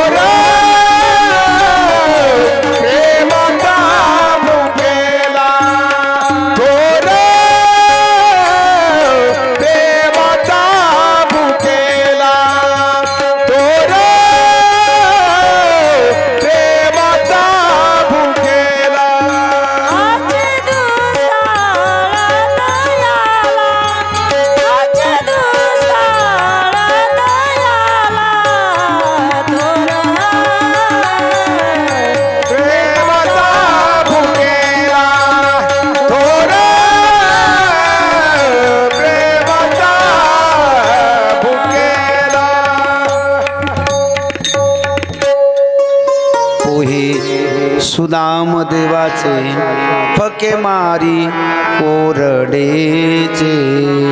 आणि महाल कशाचा होता तुराट्याचा होता का. महाल कशाचा होता देवाचा सोन्याचा. बसले होते कुठं सोन्याच्या पलंगावर आणि सोन्याच्या पलंगावर बसून ज्या पोयाला कढीपत्ता नाही ज्या पोयाला कोथरीम नाही बरं पोहे तरी पूर्ण होते का. पोयाची परचुंडी होती मायबापानो. म्हणून लक्षात ठेवत जा आयुष्यामध्ये आपल्याकडं संपत्ती असेल नसेल समाजामध्ये मानपान असेल नसेल याची तमा कधीच बाळगायची नाही. देवासाठी आपण आपलं शरीर किती झुजवतो देवा तू दिलेलं त्याच्यासाठी आपण किती अंतकरणातून देतो हे ज्या वेळेला आपल्याला स्वतःला कळतं त्यावेळेला ओ हे सुदाम देवाचे थके मारी कोरडेची आणि त्याला काय आवडतं तर थोर प्रेमाचा भुकेला आणि हाची दुष्काळ तयाला भगवंतानं 2 मुठी त्या 2 गाठी गाठोड्याच्या सोडल्या आणि पोहे खाल्ले तिसरी सोडली खाणार रुक्मिणीनं हात पकडला का हो तुमच्या बहिणीनं तुम्हाला प्रसाद दिला आमच्या बहिणीनं दिलेला प्रसाद आम्हाला नको का असं म्हणून तिसरी मूठ भगवंताला त्याच्यातला एक कण सुद्धा खाऊ दिला नाही सगळ्या आपल्या बहिणीला वाटून दिला कुणी लक्ष्मीनं लक्ष्मीच्या कृपेनं घरात पोहे ठुईचे का नाही हे कुणाच्या हातात आहे तिच्या हातात आहे आणि तिनं पाकडलेल्या पुरचुंडीची त्या ठिकाणी ती मूठ आपल्या 7ही बहिणीला दिली आणि 7ही बहिणीला सांगितलं माय खा बघा खा म्हटल्याबरोबर त्यांनी डोळे झाकून पटापटा तोंडात टाकलं का आणि मग त्यांनी विचारलं का ग रुक्मिणी आम्हाला का खायला लावलंस रुक्मिणीने सांगितलं आता कथेत आहेत पण पहाट तुम्हाला दिसतो का इथं कुठं दिसतो पहाट म्हणजे तुम्हाला माहित नाही तुम्ही मागून आलात मी सगळ्यात आधी आले ह्या घरात मला अनुभव आहे कारण ते पहाट झाडणं घेऊन कुठं झाडीन रुक्मिणीला माहित होतं पहाट सुदामाच्या घरी संताच्या घरी झाडायला लावील जर 3 मुठी खाल्ल्या असल्या असतं 2 मुठीनं त्याला द्वारकेसारखी त्या ठिकाणी नगरी दिली आणि 3री मुठ जरी देवानं खाल्ली असती तर तो एवढा प्रेमाचा भुकेला भुकेलाय तो काहीच पाहत नाही हे रुक्मिणीला माहित होतं इति श्रीमद भागवत महापुराणे 11 स्कंद समाप्त करिष्यायाम गोपाल कृष्ण भगवान की 12 स्कंद आणि त्या 12 स्कंदामध्ये भगवान कृष्ण परमात्मा सुदामाला निरोप देण्यासाठी द्वारकेच्या बाहेर जातात द्वारकेच्या वेशीपर्यंत 16,108 संताला कधी जा म्हणू नये संत जात असताना 10 पावलं तरी त्याला निरोप द्यावा असा शास्त्रनेम म्हणून सर्व त्या ठिकाणी द्वारकावासी एका संतत्वाला निरोप देण्यासाठी गेले भगवंत 1 कोसापर्यंत निरोप द्यायला गेले सुदामापुरीच्या जवळ गेले डोळे चमकू लागले सुदामाला वाटलं आपण चुकलो परत द्वारकेला आलो तोपर्यंत तर सुदामाच्या पत्नी हातामध्ये सोंद्याचं ताट चांदीची आरती आपल्या मालकाचं औक्षण करण्यासाठी सुदामा परत फिरणार सुशीला आई म्हणतात अहो स्वामी मी तुमची धनीन असं म्हटल्याबरोबर सुदामा जवळ आले सुदामाचे 4 लेकरं राजवस्त्र परिधान केलेले त्या राजवस्त्र परिधान केलेल्या मुलांच्याकडे पाहिलं सुदामाच्या नेत्रातून अश्रू येऊ लागले सुदामाने त्या ठिकाणी त्या महालात प्रवेश केला आणि देवाच्या जवळ गेले आणि देवाला म्हणू लागले देवा मी याच्यासाठी तुझ्याकडे आलो नव्हतो आणि तू हे दिलंस ना तर एवढंच कर गुणगा इन अबडी गुणगा इन अबडी हेची माझी सर्व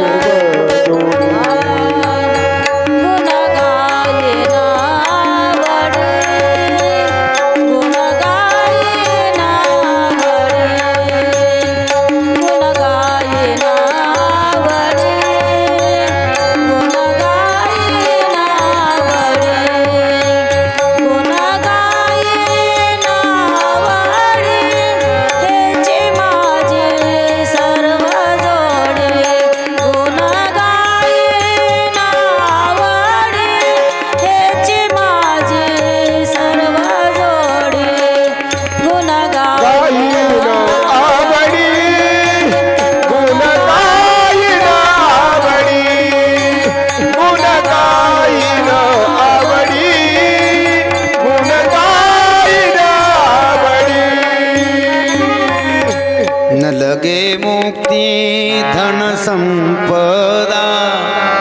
लगे मुक्ती धन संपदा देवा मी याच्यासाठी आलो होतो गुण गाईन आवडी हेची माझी सर्व जोडी देवा मला जोडायचं होतं तुझ्या नामाला, मला संसारातला हा बंगला जोडला, ही गाडी जोडली, याच्यासाठी आलो नव्हतो. नेत्रातल्या धारा सुदामा गाळू लागले. देवा तू ऐश्वर्य दिलंस, पण माझं मन याच्यात रमू देऊ नको, असा संवाद साधला आणि सुदामा चिंतनामध्ये मग्न राहिले. पुढं भगवान कृष्ण परमात्मा प्रभास नावाच्या क्षेत्रावर गेले.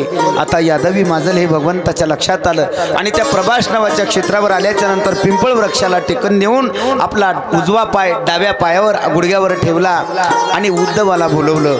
उद्धवाला सांगितलं, उद्धवा आता मी जातोय हे शब्द काढल्याबरोबर उद्धवाच्या नेत्रातून अश्रूचा बाण फुटला आणि उद्धव शोक करू लागले. उद्धवाने सांगितलं, देवा तुम्ही गेल्याच्या नंतर काय होईल?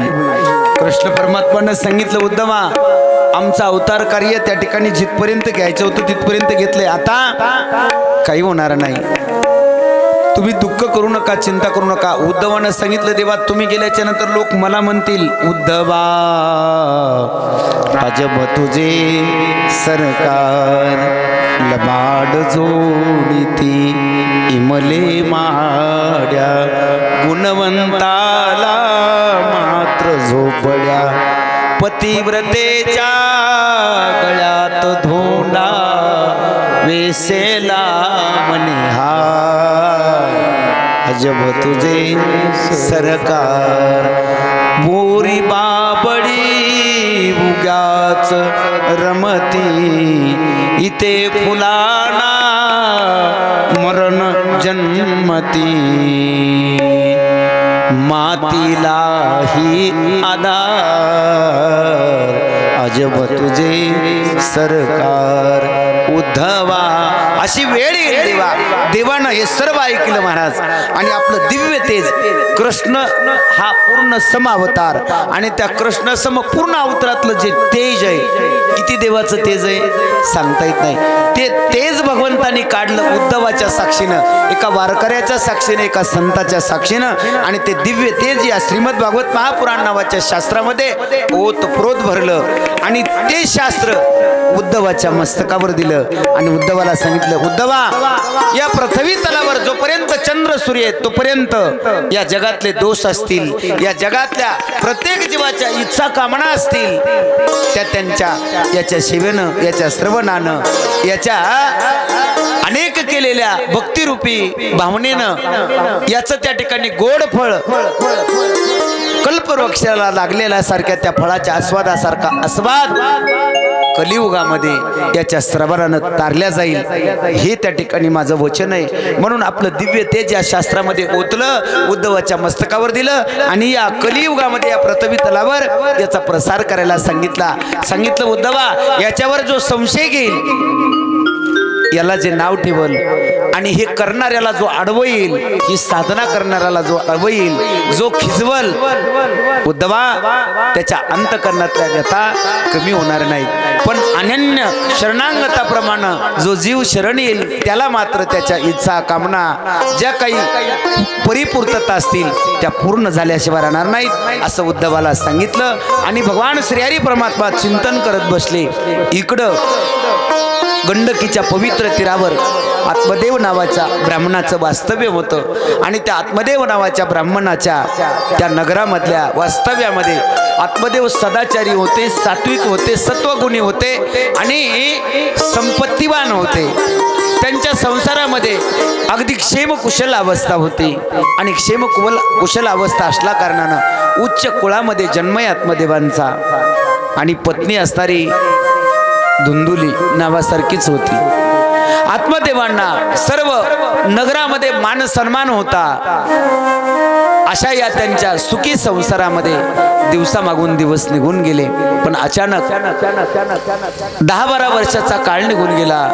त्यांच्या संसार वेलीला फळ प्राप्त होत नव्हतं, म्हणून आत्मदेवांना नेहमी खिन्नता वाटायची. नवे आता लोक नाव ठेवू लागले. अपवादात्मक स्थितीमध्ये आत्मदेवांना अंतकरणामध्ये त्याच्या झळा लागू लागल्या.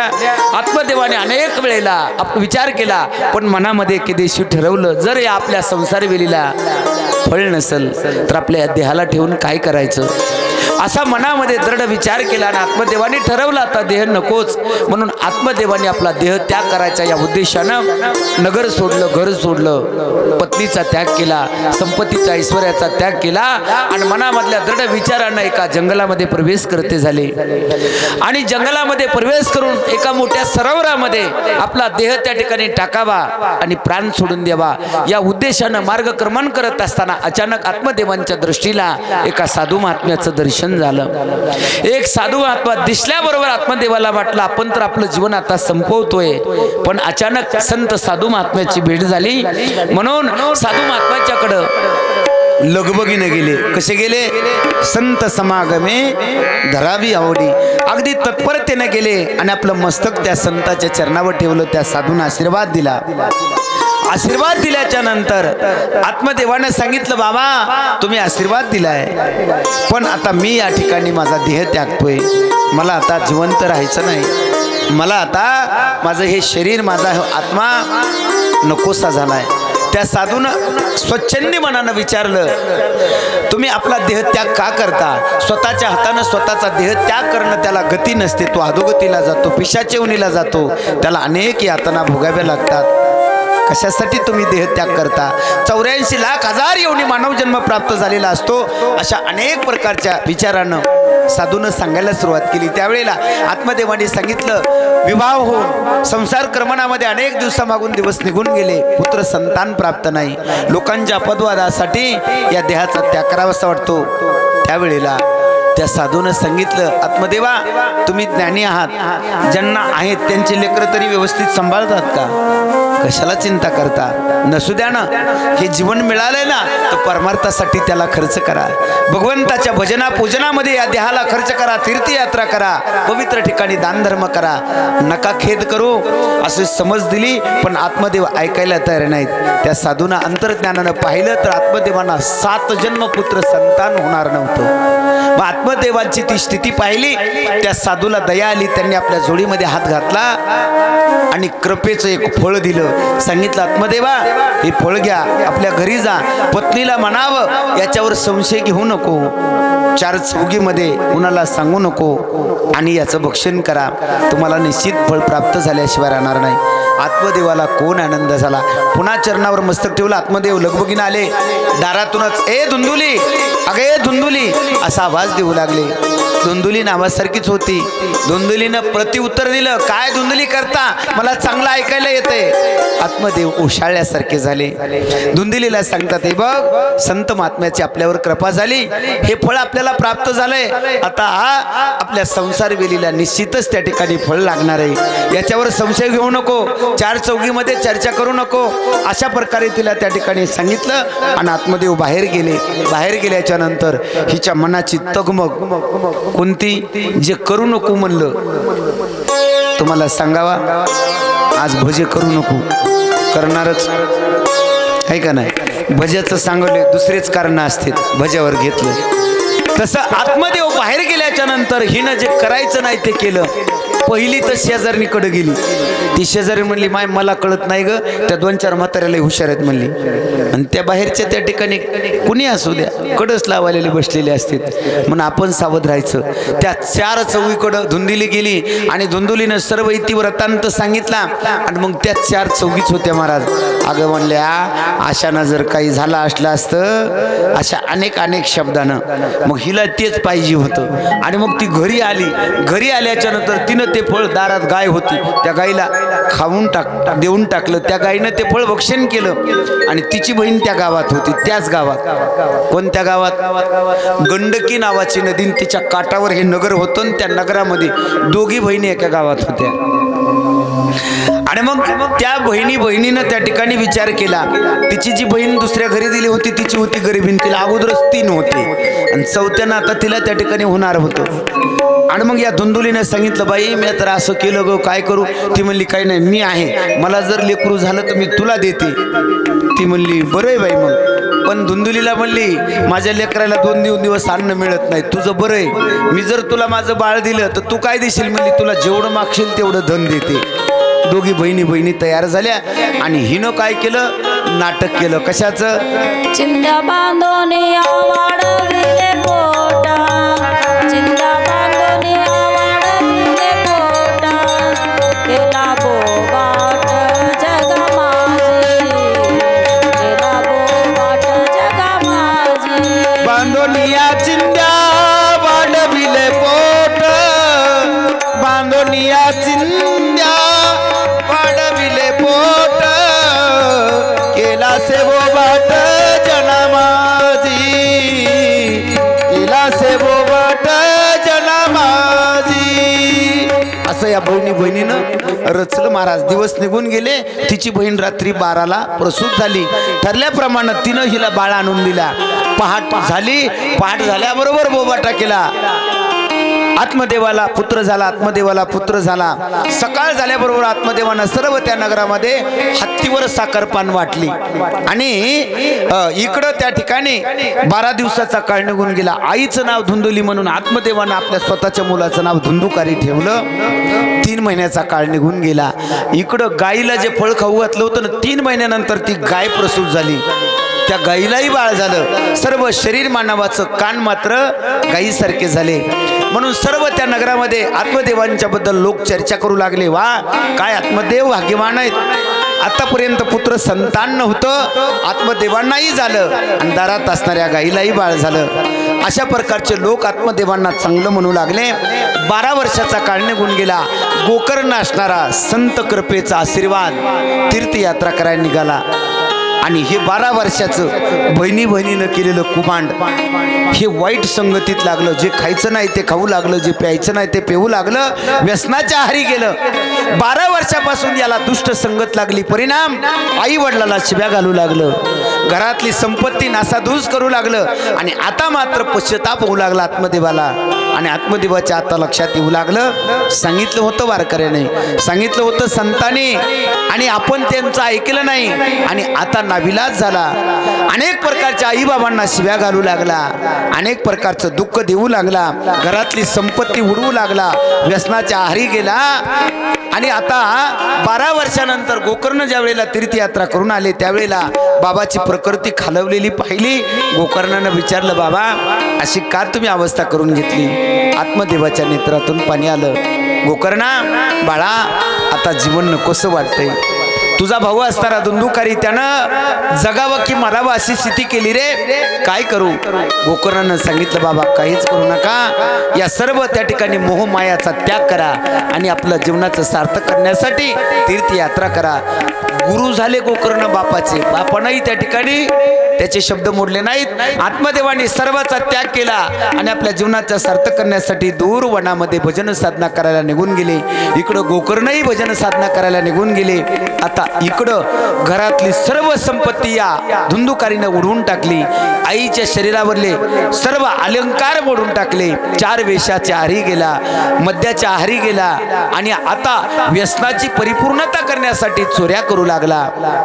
आणि आपल्या व्यसनाला पुढे पुढे पुढे पुढे नेऊ लागला. त्या 4 वेशांच्या कानावर गेलं की हा चोऱ्या करतोय, आपल्याला धन पुरवतोय.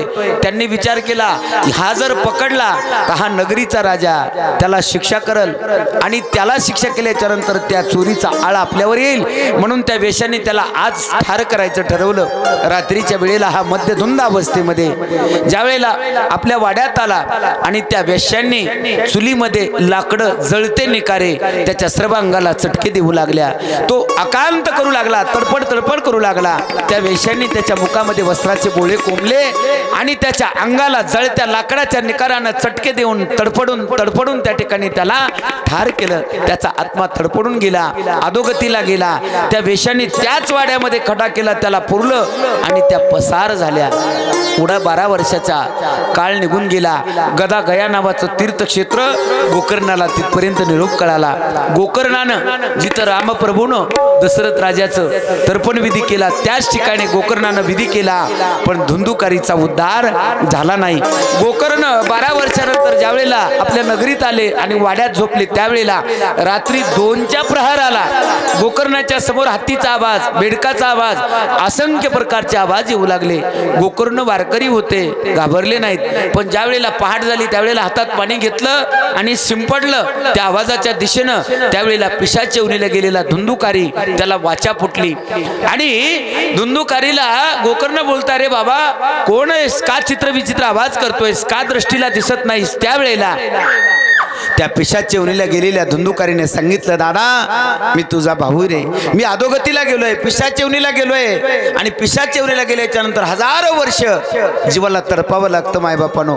समुद्रासारखं पाणी दिसतं पण प्यायचा अधिकार नाही, वृक्ष वेली फळं दिसतात, पण त्या पिशाच येऊनीला गेलेल्या जीवात मला खायला प्राप्त होत नाही. आणि तो मग कुणाच्या तरी रूपानं आपल्या पिढीतल्या आपल्या कुळातल्या लोकांना त्रास द्यायला लागतो. तसं त्याच्या देहाला त्रास होऊ लागला, यातना होऊ लागल्या, तो तळमळ करू लागला. त्यावेळेला गोकर्ण सूर्यदेवाचे उपासक होते. सूर्यदेवाला आव्हान केलं. सूर्यदेवानं गोकर्णाला विचारलं, बाबा रे कशासाठी माझी आठवण केली. त्यावेळेला धुंदुकारीचा कशानं उद्धार होईल, माझा भाऊ धुंदुकारी अधोगतीला गेलाय, सूर्यदेवा मी काय करू. सूर्यदेवानं सांगितलं, श्रीमद भागवत महापुराण नावाचं जे शास्त्र आहे, ते श्रीमद भागवत महापुराण नावाचं शास्त्र, त्याचं विवेचन तुझ्या भावाच्या नावानं त्या ठिकाणी तू काय कर, शिवा कर, दास्यत्व कर. असं म्हटल्याबरोबर धुंदुकारीच उद्धार करण्यासाठी गोकर्णानं वेळ लावला नाही. एका व्यासाला बोलवलं, व्यासपीठ भरवलं, मित्रांना, सगळ्यांना, सोबत्यांना, आप्तसुखियांना, वैऱ्यांना, आंधळ्यांना, पांगळ्यांना, सर्वांना माझ्या गोकर्णानं दोन्ही हात जोडायचे. माझ्याकडे देवकार्य आहे, माझ्याकडे देवकार्य आहे, आपण या. आणि त्या व्यासपीठावर व्यासाचं पूजन केलं आणि एक 7 कांड्याचा वेळू लावला. त्या व्यासाच्या मुखातून धुंदुकारीचा उद्धार करण्यासाठी श्रीमद भागवत महापुराणाचं शास्त्र गायल्या जाऊ लागलं. पहिला दिवस संपला, दुसरा, तिसरा, चौथा, 5वा, 6वा आणि 7व्या दिवसाची कथा संपली. मोठ्यानं गजर झाला, गोपाल कृष्ण भगवान. गजर झाल्याबरोबर त्या वेळूचे 7ही कांडे फुटले आणि त्यातून एक दिव्य त्या ठिकाणी देह धुंदुकारीला प्राप्त झाला. हात जोडले, भगवान श्रीहरी परमात्मानं पार्षद पाठवले. त्यावेळेला गोकर्णानं सांगितलं, नुसत्या धुंदुकारीनेच कथा श्रवण केली नाही, या कथा मंडपामध्ये, या धर्मा मंडपामध्ये देवा आम्ही सर्वांनी तुझी भक्ती केली. मग भगवंताच्या लक्षात आलं आणि त्या गोकर्णामुळे सगळ्याचा उद्धार झाला. गोपाल कृष्ण भगवान. पिशाचे होनीला गेलेल्या कारणानं अधोगती जर प्राप्त झाली असेल मायबापानो, 12 कारणानं घरामध्ये अधोगती प्राप्त होते. अधोगतीला गेलेल्या जीवात्म्यांचा त्या ठिकाणी जो आत्मा असतो तो तडफडत जातो. म्हणून आज जरी त्या ठिकाणी आपल्याला त्याची दाहकता, त्याची झळ पोहोचली नसेल, 3 पिढ्यात कुठंतरी त्याची झळ पोहोचते मायबापानो. म्हणून त्या आत्म्यांना त्या तळमळीतून, त्या पिढीतून बाहेर काढणं हे आप्तसुखियांचं, पुत्र पौत्राधिक राहिलेल्या जीवाचं काम असतं. तसं त्या ठिकाणी गोकर्णाने आपल्या भावाचा उद्धार केला आणि उद्धार केल्याच्या नंतर श्रीमद भागवत महापुराणाची जी श्रेष्ठता आहे, पिशाच येऊनीला गेलेल्या, अधोगतीला गेलेल्या, ज्याला नारायण नागबलीचा विधी सांगितला, तो विधी करत असताना एक मंत्र जरी चुकला किंवा मंत्र म्हणणाऱ्याची आशा आपण जे दान करणार त्याच्यावर जरी गेली तर नारायण नागबली असफल ठरतो. सांगा या ठिकाणी किती जरी चुकलं. इथं माझे ज्ञानोबराय सांगतात, बोलिलेले कुरुवेडे वाकुडे उत्तरे करा क्षमा अपराध महाराज तुम्ही सिद्ध, असा अधिकार या ठिकाणी आहे. म्हणून या श्रीमद भागवत महापुराणाच्या श्रवणानं, चिंतनानं, त्याच्या सेवेनं अनेक आपले आत्मे अधोगतीला गेलेले त्यांचा उद्धार होत असतो. अशा या 12 स्कंदामध्ये पुढे आज 7वा दिवस परीक्षित राजा आणि सुखाचार्य बाबा याच्या वाणीतून निगमकल्पतोरुगलितम फलम सुखमुखाद द्रवसयुतम पिबत भागवतम रसमालय मुहुरसिका भूभावुका. आज 7 दिवस झाले.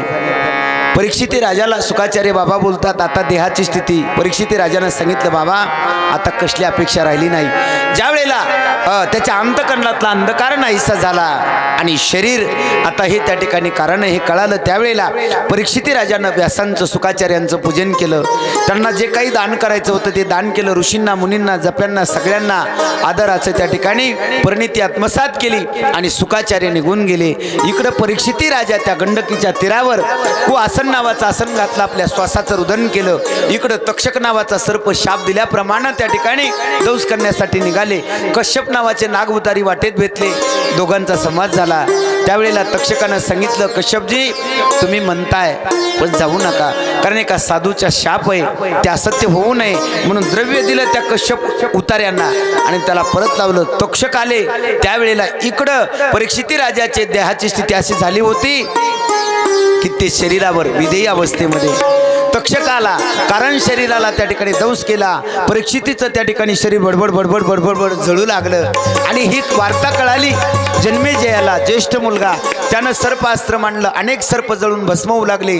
देवगुरु बृहस्पती ब्रह्मदेव श्रीहरी परमात्मानं ते सर्पास्त्र संपवलं आणि संपवल्याच्या नंतर इकडे भगवान कृष्ण परमात्मा प्रभास नावाच्या क्षेत्रावर पिंपळ वृक्षाला टेकून देऊन बसल्याच्या नंतर भगवंतानं आपला उजवा पाय डाव्या गुडघ्यावर टेकून आता त्या ठिकाणी 125 वर्षाचा त्या ठिकाणी अवताराचा आपला परिणितीचा काळ आत्मसात केला. जगाचं कल्याण करण्यासाठी स्वतः आपलं दिव्य तेज या शास्त्रामध्ये ओतलं आणि भगवंत आता निजधाम गमनाला जात आहेत याची सर्व चाऊल 33 कोटी देवांना लागली. ऋषी मुनी जपी तपी योगी सर्वांना लागली आणि इकडं यादवी माजली आणि त्या यादवीमध्ये चुलता पुतण्याला, पुतना चुलत्याला, भाऊ भावाला अशी सर्व त्या ठिकाणी यादवी माजली. सर्व त्या ठिकाणी एकमेकाचा घात करू लागले. वसुदेव देवकी विदुर काका ज्येष्ठ श्रेष्ठ भगवंतांना अगोदरच प्रभास नावाच्या क्षेत्रावर नेऊन ठेवले होते. इकडं भगवंत त्या ठिकाणी आता ध्यान करतायत. ज्याचा शाप होता, ज्याच्यामुळं यादव मारणार होते, त्याच्यातला त्या ठिकाणी त्या मुसळाचा एक भाग एका जरा नावाच्या व्याधानं मासा पकडला आणि त्या मासाच्या पोटात तो अणकुचीदार टोकदार असणारा त्या मुसळाचा भाग त्यानं आपल्या बाणाला लावला. तोच बाण हरणाची शिकार करण्यासाठी त्या प्रभास नावाच्या क्षेत्रावर जरा नावाच्या व्याधानं बाण सोडला. सन करत बाण आला. भगवान कृष्ण परमात्माच्या अंगठ्याचा भेद घेतला. जरा नावाचा धावत पळत आला. त्यानं हात जोडले, देवा मला क्षमा. भगवंतानं सांगितलं, बाबा पूर्वजन्मामध्ये तू वाली होतास, मी राम होतो. बराबरी झाली आणि आता भगवंत त्या ठिकाणी धाम गमनाला जाणार आहेत म्हणून सर्वांना स्तुती केली. श्री अनंता मधुसूदना पद्मनाभा नारायणा जगव्यापका जनार्दना आनंदघना अविनाशा सकल देवादी देवा कृपणवादी केशवा महानंदा मानुभवा सदाशिवा चक्रधरा विश्वात्मना वरुणराजा करुणाकरा सहस्रपादा सहस्रकरा क्षीरसागर शेषशयन कमलनयना कमलापती कामिनी भुवना मदन मूर्ती भवतारका दैत्याक्षिती वामन मूर्ती त्रिविक्रमा अगाये सगुणा निर्गुणा जगजनित्या जगजीवना वसुदेव देवकी नंदना बाळरांगणा बाळ कृष्णा लोटांगणी मज ठाव द्यावा जी चरणी हेची करीत से विनवणी भवबंधनी सोडवावे सकळ देवा आदिदेवा कृपाळू आजी केशवा महानंदा मानुभवा सदाशिवा सहजरूपा गोपाल कृष्ण भगवान की गोपाल कृष्ण भगवान की असं आत्ता जसं केलं ना असंच करा. एकदा कॅमेरा फिरवा चौकड. गोपाल कृष्ण भगवान की गोपाल कृष्ण भगवान की जय जय श्री राधे. इकडं फिरवा ना आमच्याकडं. जय जय श्री राधे श्याम पार्वती पते शिव हर हर महादेव. सर्वांनी हात जोडा. 7 दिवस कथा श्रवण करत असताना चुकला असेल, चांगला आला असेल, वाईट असेल, कथा ऐकायला वेळ मिळाला नसेल, 7 दिवसात कुणाची या तोंडानं निंदा केली असेल, वाईट चांगलं म्हणलं असेल, ते माफ व्हावं यासाठी हात जोडा आणि माझ्या मागं मंत्र म्हणा. आपली कथा संपली.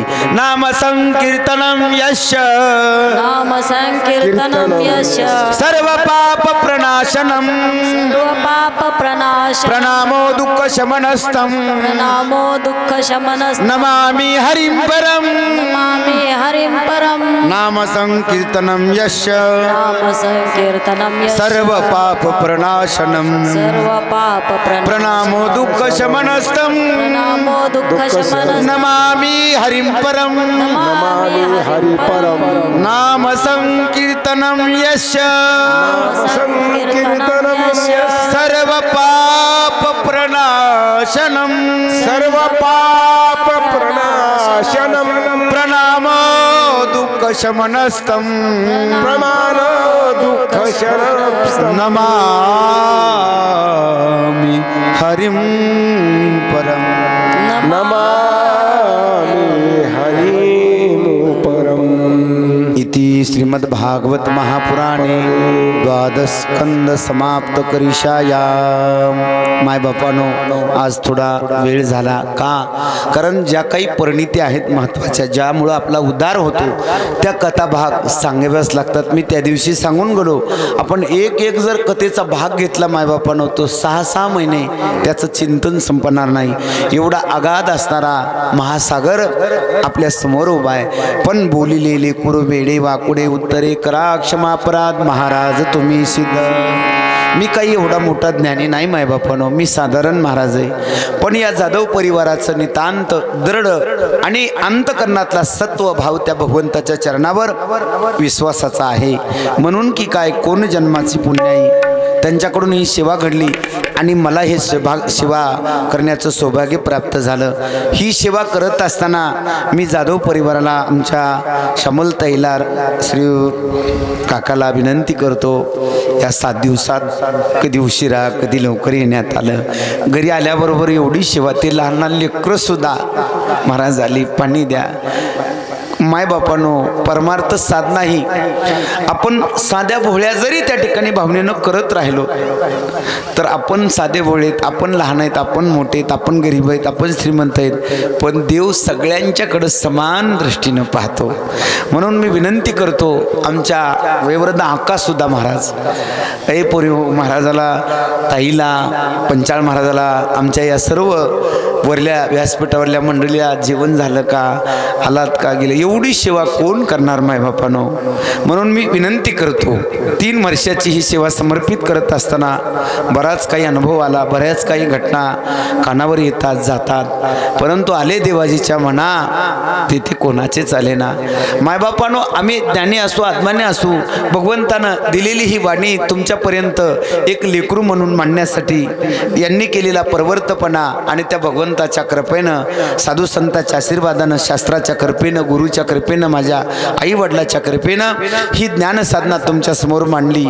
मांडत असताना जो योग्य विचार आहे, जो योग्य सदाचार आहे तो तुम्ही तुमच्या संसारात घेऊन जा आणि आपल्या मुलाबाळांचं स्वतःचं मिळालेल्या नद्याचं सार्थक करा, एवढीच तुम्हा मायबापांना सगळ्यांना विनंती करतो आणि माझ्या वाणीला विराम देतो। माझ्या वाणीला विराम देण्याच्या अगोदर तुमच्या आमच्यामध्ये जे त्या ठिकाणी आपल्याला 3 दिवसापासून परिचय नव्हता, पण काकांच्या अगदी जवळचे श्री हरिभक्त परायण आमचे अशोकजी फपाळ अगदी तन्मयतेनं सर्व जगाला त्यांनी आपली ही कथा दाखवली। आता सध्या सर्व जगामध्ये लाईव्ह आहे, यूट्यूब लाईव्ह। आपण तर जोपर्यंत आहोत तोपर्यंत आपल्याला यूट्यूबला पाहायलाच मिळणार, पण त्यांनी 4 दिवस झालं सलग सर्व जगात मला रोज 10 फोन येत होते, महाराज तुम्हीच आहेत का, कारण एरवी महाराज दिसत नाही, आज ते तुम्ही उमरे सराचा सुद्धा फोन आला।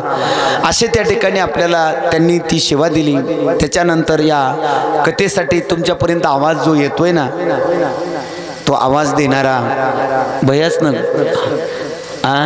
आतुल सोळंके, पण त्याच्या भाषेचं नाव काय, हा नंदा महत्वाचा आहे ना, त्यानं तर नांद दिलं ना आम्हाला।